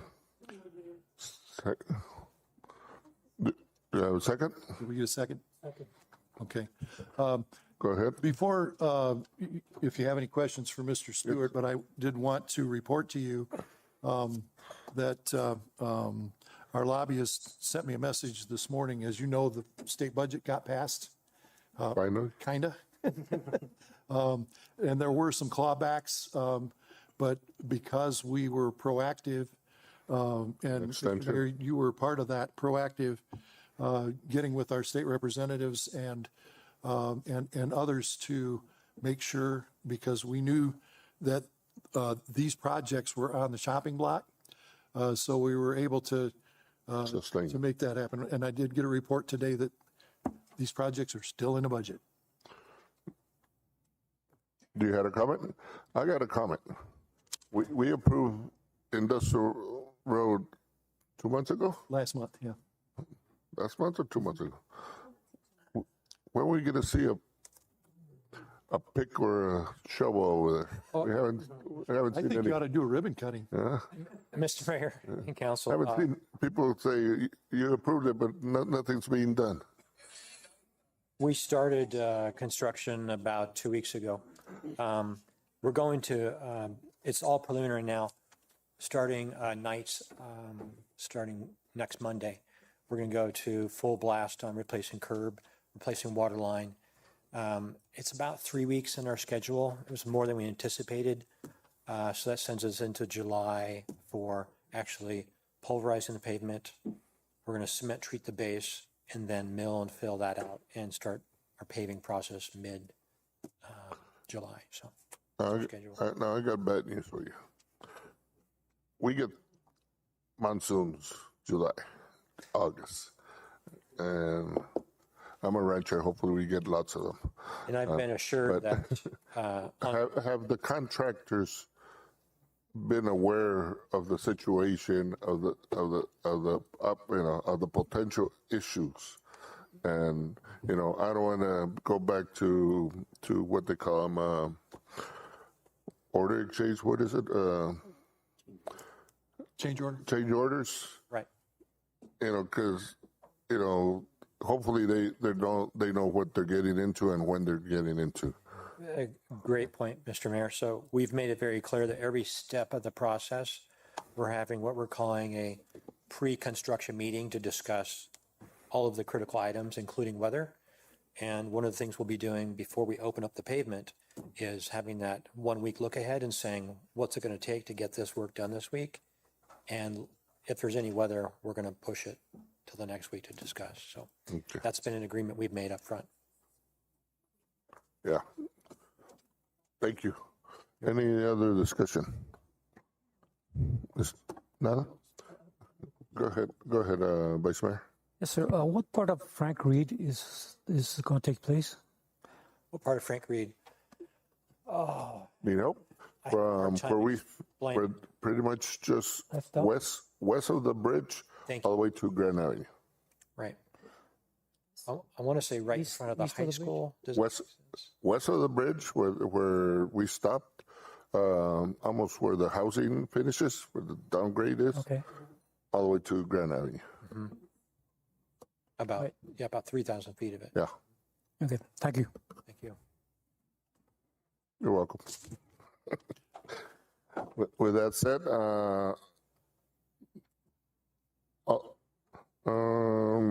all in favor? All right. All opposed? Motion passes.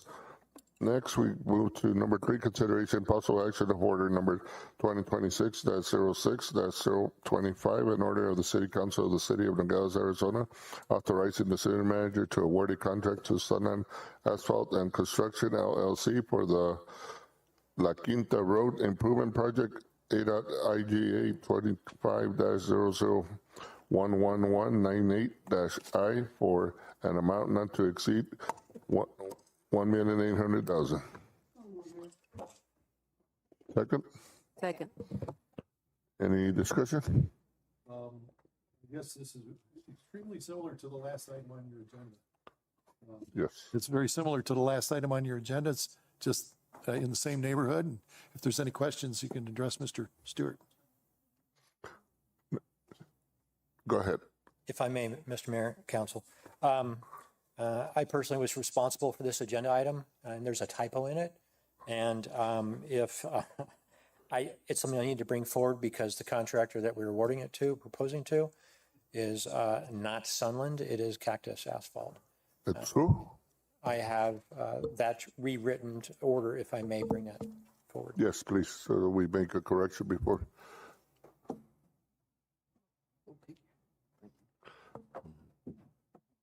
Can I just have the name so I can mention it?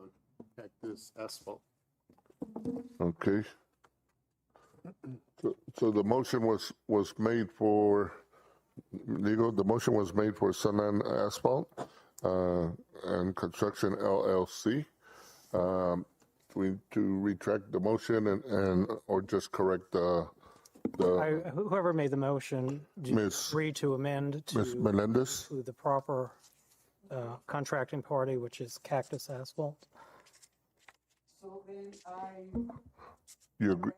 to read authorizing the city manager to award the contract to Cactus Asphalt and Construction LLC. It's And the second is in favor of that change? Okay. Yes. Lisa. That was Lisa? Okay. Montiel, you agree? And it's Cactus Asphalt, not Cactus Asphalt and Construction LLC. It's just Cactus Asphalt, correct? Yes, Mr. Mayor. Okay, so the motion's been Yep, got a motion. A second. changed to Cactus Asphalt. With that said, all in favor? Aye. All opposed? I'm opposed because who is Cactus Asphalt? I mean, we know Sunland, and we just approved something on Sunland of the neighboring trees. Is there no discussion of it? We were in discussion, Mr. Doyle. No, it's in the change of. Okay, okay, Mr. Doyle, go ahead and ask your question.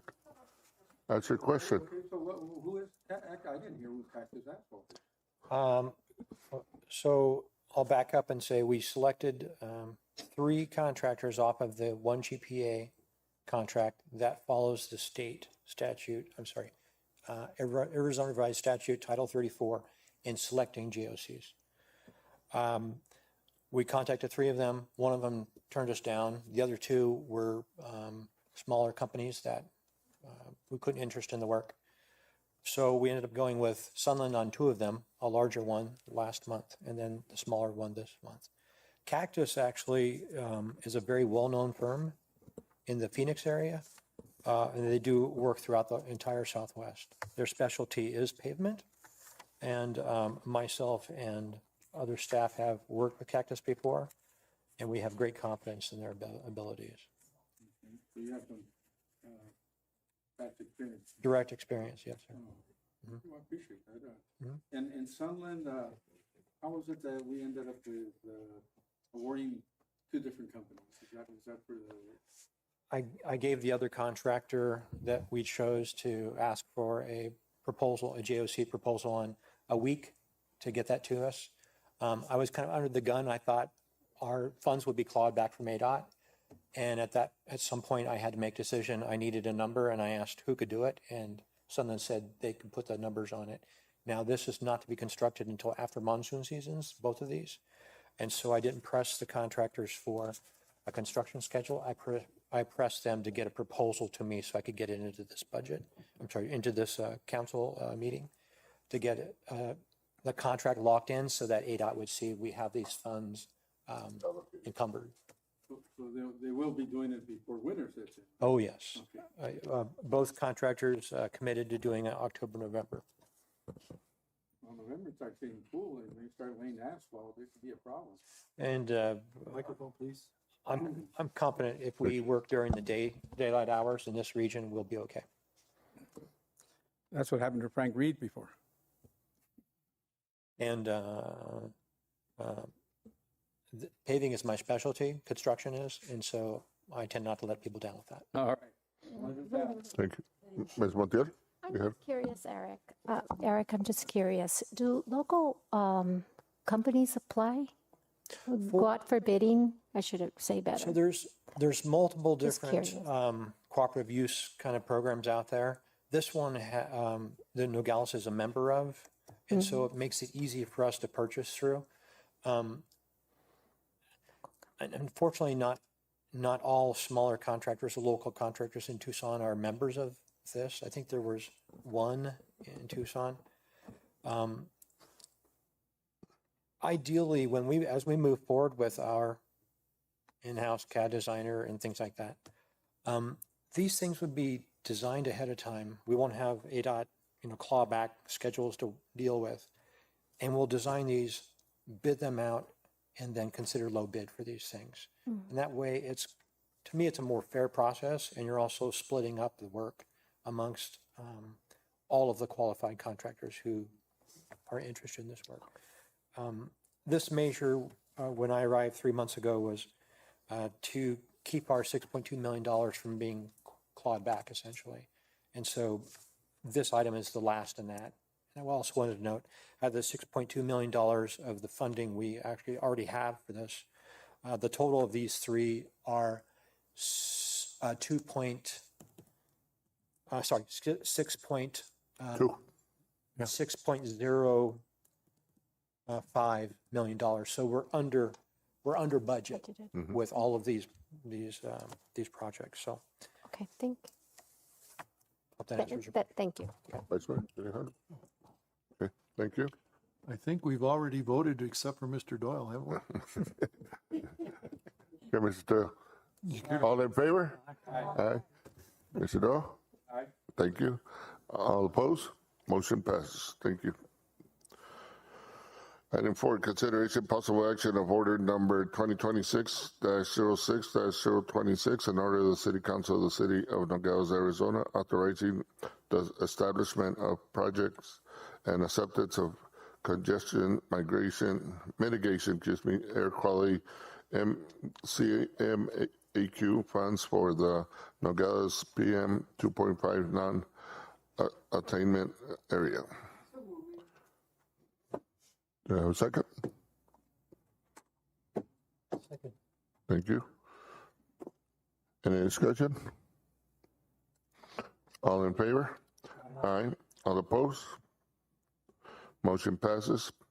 Number 5, consideration possible action of order number 2026-06-027, an order of the Council of the City of Nogales, Arizona, authorizing the submission of an application for FY 2026 Regional Account RA Community Development Block Grant CDBG Fund certified that said application shall meet the community's previously identified housing and community development needs and the requirements of the state CDBG program, and authorizing all actions necessary to implement complete the activities outlined in said application. Any discussion? Go ahead, Mr. Vice Mayor. Is this part of the presentation that we had that we need to, before we submit? Yeah, this is a procedural order that you need to adopt in conjunction with doing your application. Okay, thank you. All in favor? Aye. All opposed? Thank you. Motion passes. Number 6, consideration possible action of order number 2026-06-028, an order of the Council of the City of Nogales, Arizona, authorizing the submission of an application for fiscal year 2025 and FY 2026 Colonials Set Aside Community Development Block Grant, CDBG funds, certifying that said application shall meet the community's previously identified housing and community development needs and the requirements of the state CDBG program, and authorizing all actions necessary to implement the complete the activities outlined and said application. Okay. Any discussion? All in favor? Aye. All opposed? Motion passes. 7, consideration and possible action of order number 2026-06-029, consideration and possible action of an order of the mayor and council of the city of Nogales, Arizona, authorizing the city of Nogales to enter into an intergovernment agreement, IGA, with Santa Cruz County, whereby the city public library shall act as an county's free library system and provide library facilities and services throughout the Santa Cruz County. To so moved, I have a second. Any discussion? All in favor? Aye. All opposed? Motion passes. Number 8, consideration and possible action of order number 2026 of 06-030, an order of the mayor and council of the city of Nogales, Arizona, approving an intergovernmental agreement between the city of Nogales and Santa Cruz County for animal control care and enforcement services. Second? Second. Second.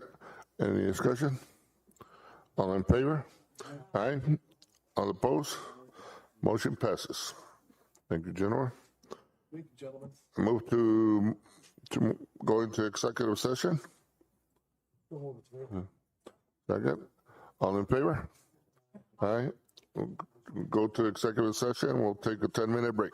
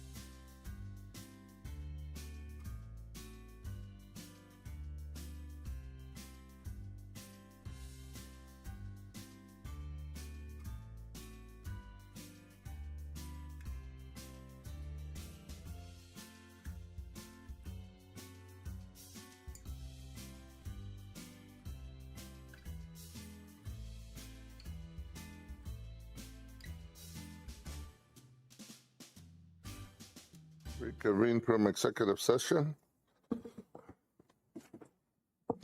We move to item number 11, discussion item, discussion and possible action, mayor and council ratification of the appointment of Laura Farias as human resource director. Second. All in favor? Aye.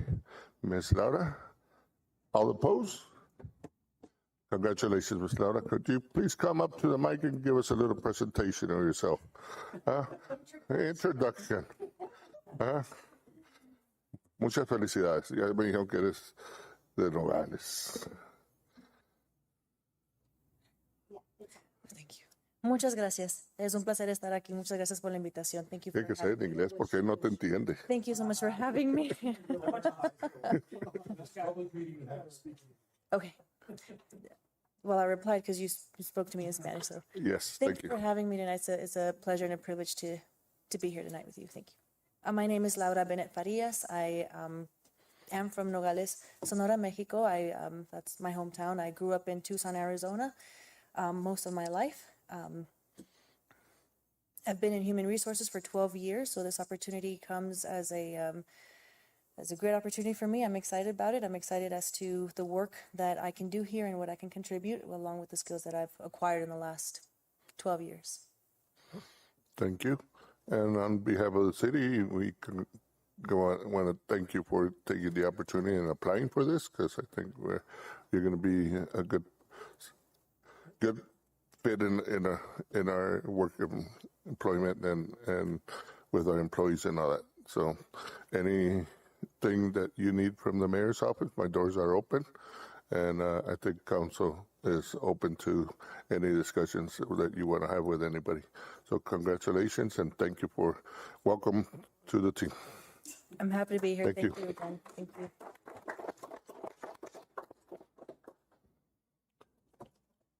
Next, we move to Mayor and Council's report on current events. Mr. Doyle?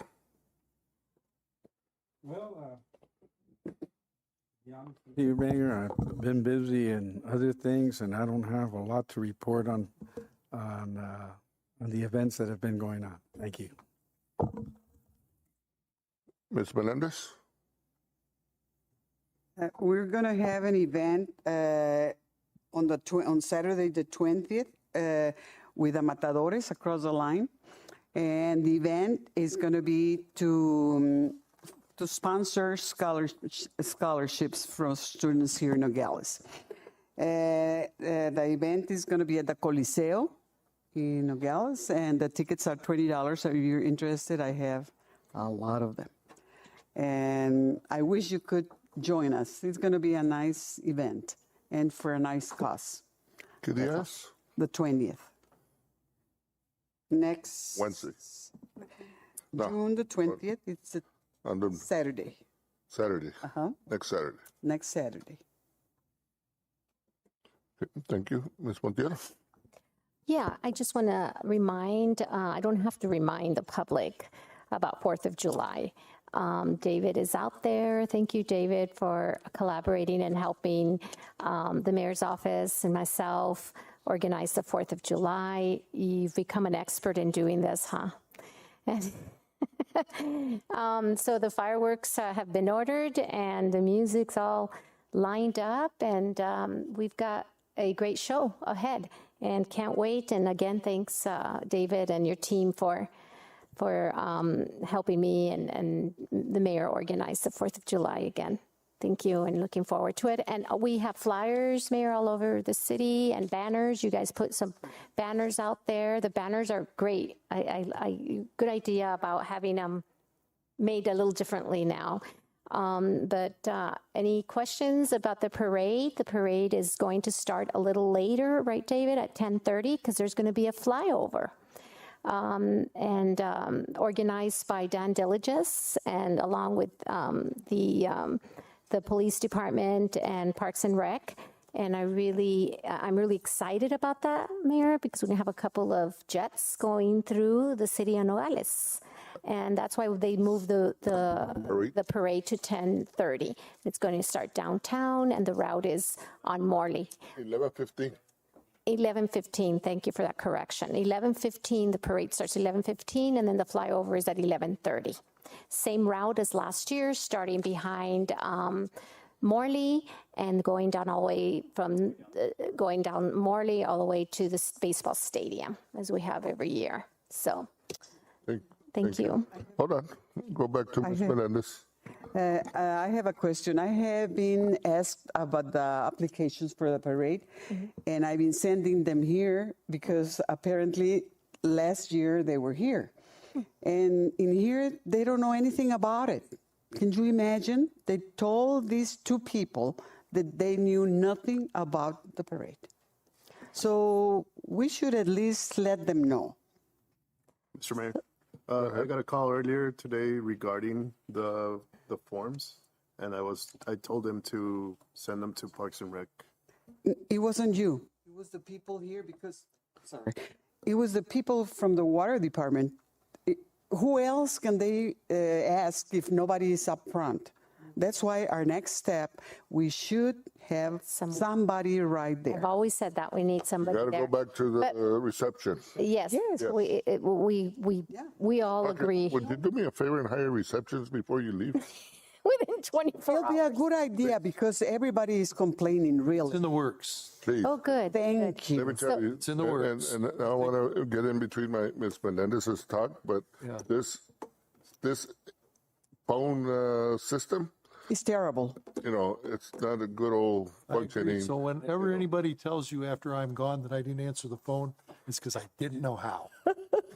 Well, Nobody is answering the phones at City Hall. They've been actively working on getting that Yes, position filled. we have to. okay. We have to. So Nothing with, like a person answering and saying, who do you want to talk? Yeah. yeah. Where could I direct you? Yeah. So just so the public can know, the parade is handled by the police department. It has always been done like that historically. So I will ask the city clerk, Miguel, if he can just have applications just available in the front, and if you can communicate with finance, because people don't know that when they ask for an application for the parade, that they know that here it is, they have some available there and some available in the front. But turn them into PD. Perfect. Yeah. Turn them into PD. And it says on the form to submit to Parks and Rec or to the Parks police and Rec or department. PD? It says both, Mayor, and the form. Okay. I'll take care of it. Ms. Parada. Anyways, thank you, David. I want to thank you for Memorial Day with you and the crew. It was amazing. Everything was perfect. Everyone was happy. It's an amazing crew that you have there, and thank you for that. That's all I have. For the audit. Vice. I had the opportunity to represent the city of Nogales and Mayor Maldonado because he wasn't available for that. So they told me if I could do like a 3-minute speech. So I did it in 60 seconds. So everything went fine.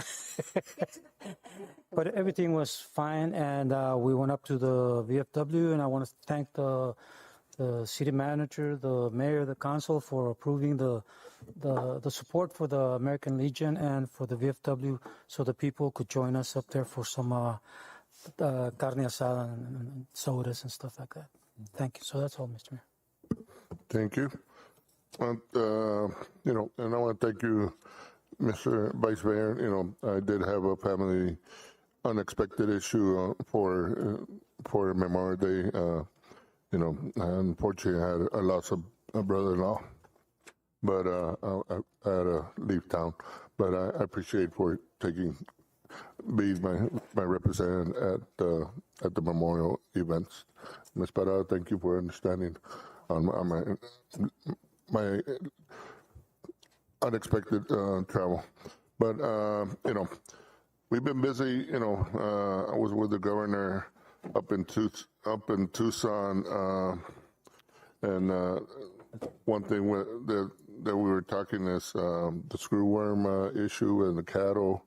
I was with USDA up in on Friday, May 15th, also with USDA talking, opening the cattle port of entry down here. It's something that the city really needs. You know, we've been really talking to people in Washington, trying to get them to do a visit on both Sonora and Nogales to bring in, you know, experts and at least teach us or show us what they're going to want in the future.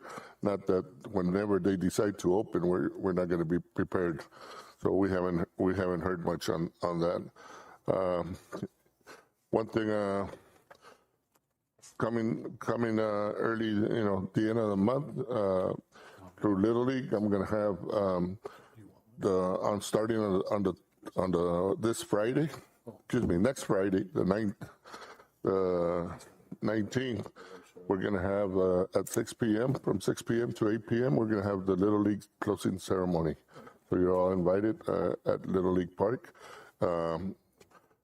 That is Burley. We just made a little committee that people wanted to help, and we're organizing to have it on the 19th from 6 to 8 p.m. There'll be a flyer out. It was just approved, and the flyer and everything, who's involved and all that this afternoon.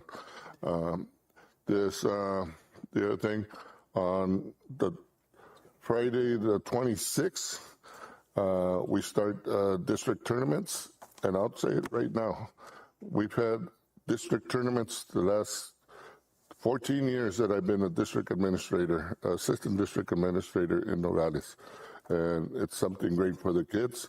I think we gotta enjoy it and go support the kids. I'm having the juniors, which is the 13, 14-year-olds, play at Memorial on the 26th from game at 5, game at 8 p.m. So with that said, I'm saying there is a forum being conducted on the 26th, and I will not be present.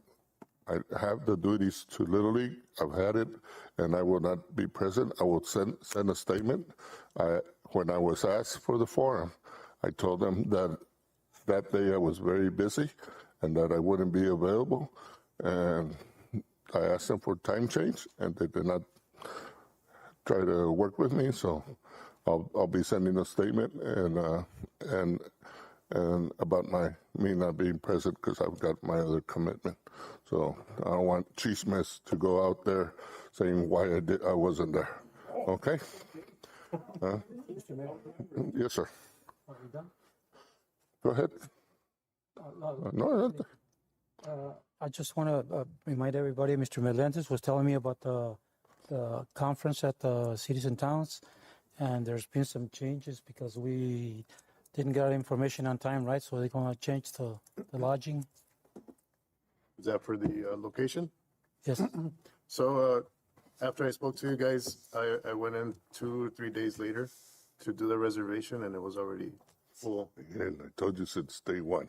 Oh, Mr. Mayor, I needed your approval first.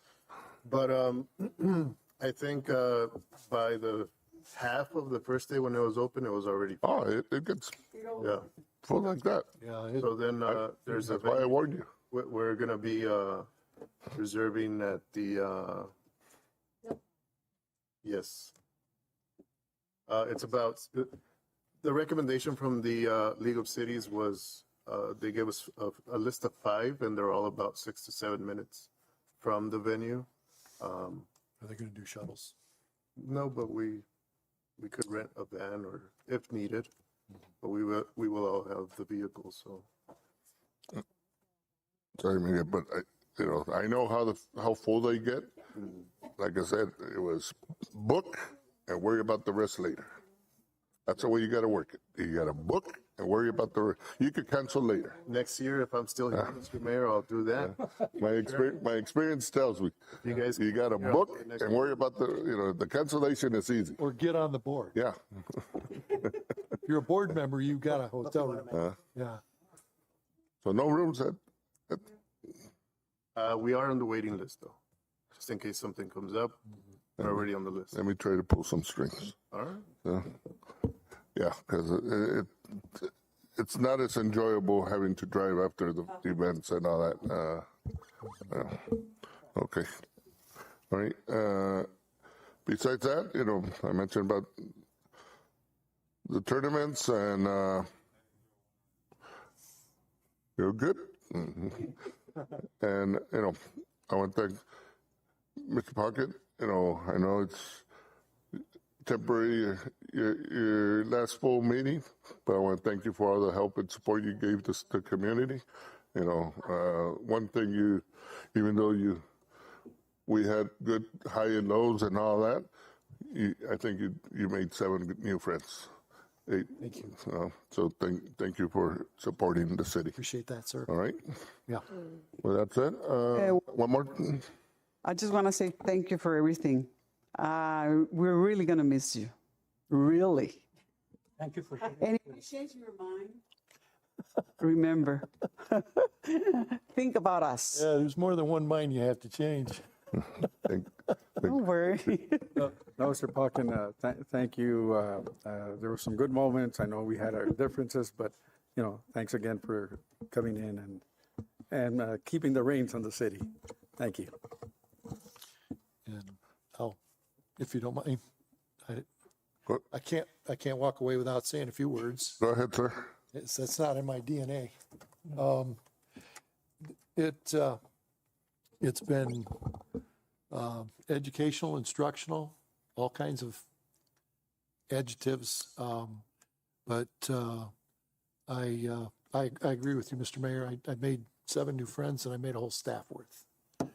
You know, a lot of uncertainty in the air when I came in to do this. And I told you it was going to be over in a blink of an eye, and it's been over in a blink of an eye.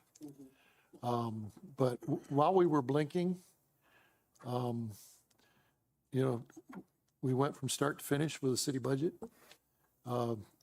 We negotiated labor agreements with both the police and the fire unions. It'll be on your next agenda.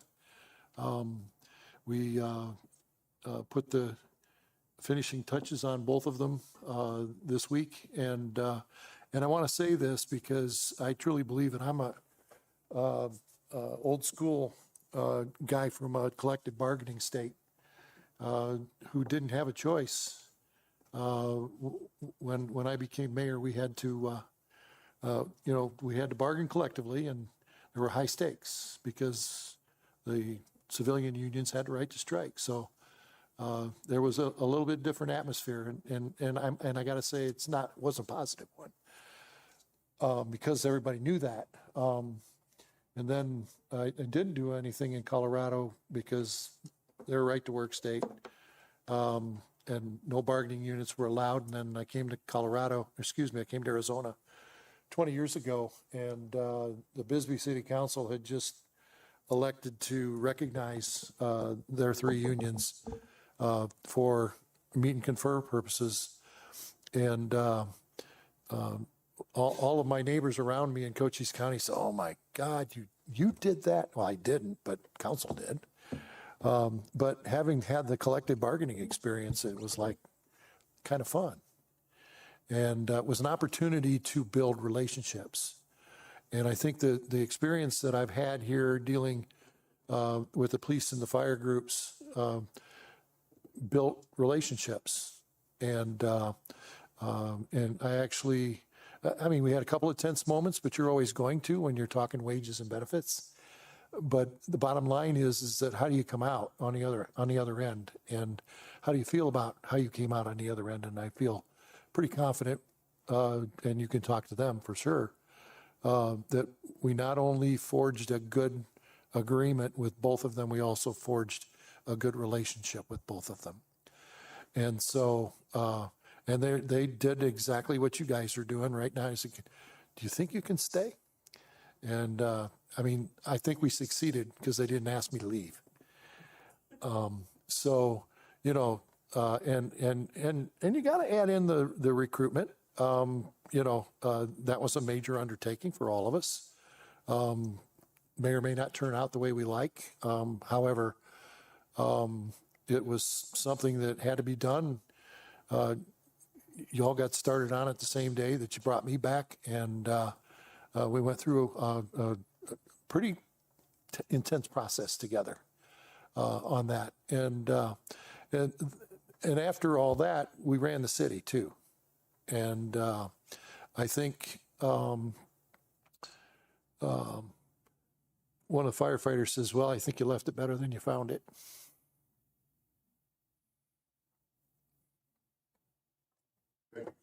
That's where I get choked up. And so I'm Great job. going to be back around on Friday just to, I can't give up my phone yet because people are still calling me. I don't know what we're going to do. It's his problem with the email. But you know, in addition to making 7 new friends, I can look at John Doyle and I can say, we fought like dogs, but we're still friends.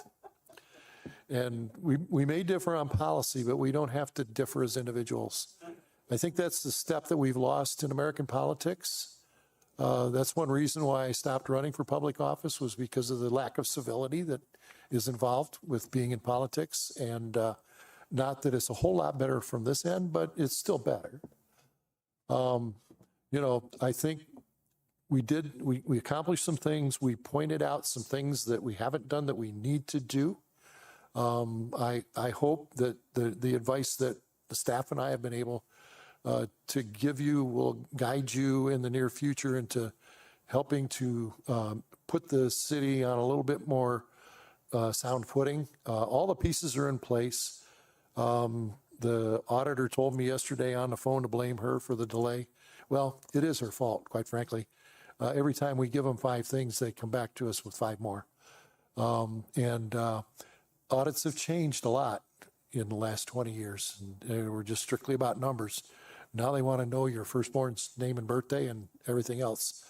So it's not getting easier to be in this business, which is why I made the decision a while back to ratchet back a little bit, if you can call this ratcheting back. But I truly have enjoyed the experience with your folks. Okay, the people who make your city work, you know, for the most part, they are a wonderful group of people. They deserve your respect and support. We've done everything we can, and we're not done. We've set the stage to make those improvements that John's like to have conversation with me every month, and truly, you're going to see positive change, and that's what we do. So thank you. Thank you, sir. Thank you. That's more than 3 minutes. I usually get the benefit of the doubt. Now you know The why last we leave time. before 10. And the other thing I forgot is we had the Arizona Mexican Commission, the governor's whole entourage here last Thursday and Friday, and they really enjoyed coming to Nogales. They know that Nogales is the gateway to Arizona. So I think, thank you, Mr. Pocket. We supported them with vehicles, transportation to move them around, and they went to the DeConcini, they went to the mine, they were at Whitner, they went to some warehouses, really opened their minds, on what Nogales is, and I think it was a great opportunity with them and to see Nogales, and I think they're going to be back. They're going to be back because, like I said, they know that this is what feeds Arizona and the country. So thank you for doing all that with the transportation and everything. And Andy and David, our drivers, were great.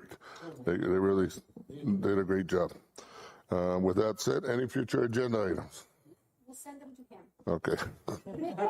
All right. With that said, move to adjourn this meeting. Move to adjourn this meeting. All in favor? Aye.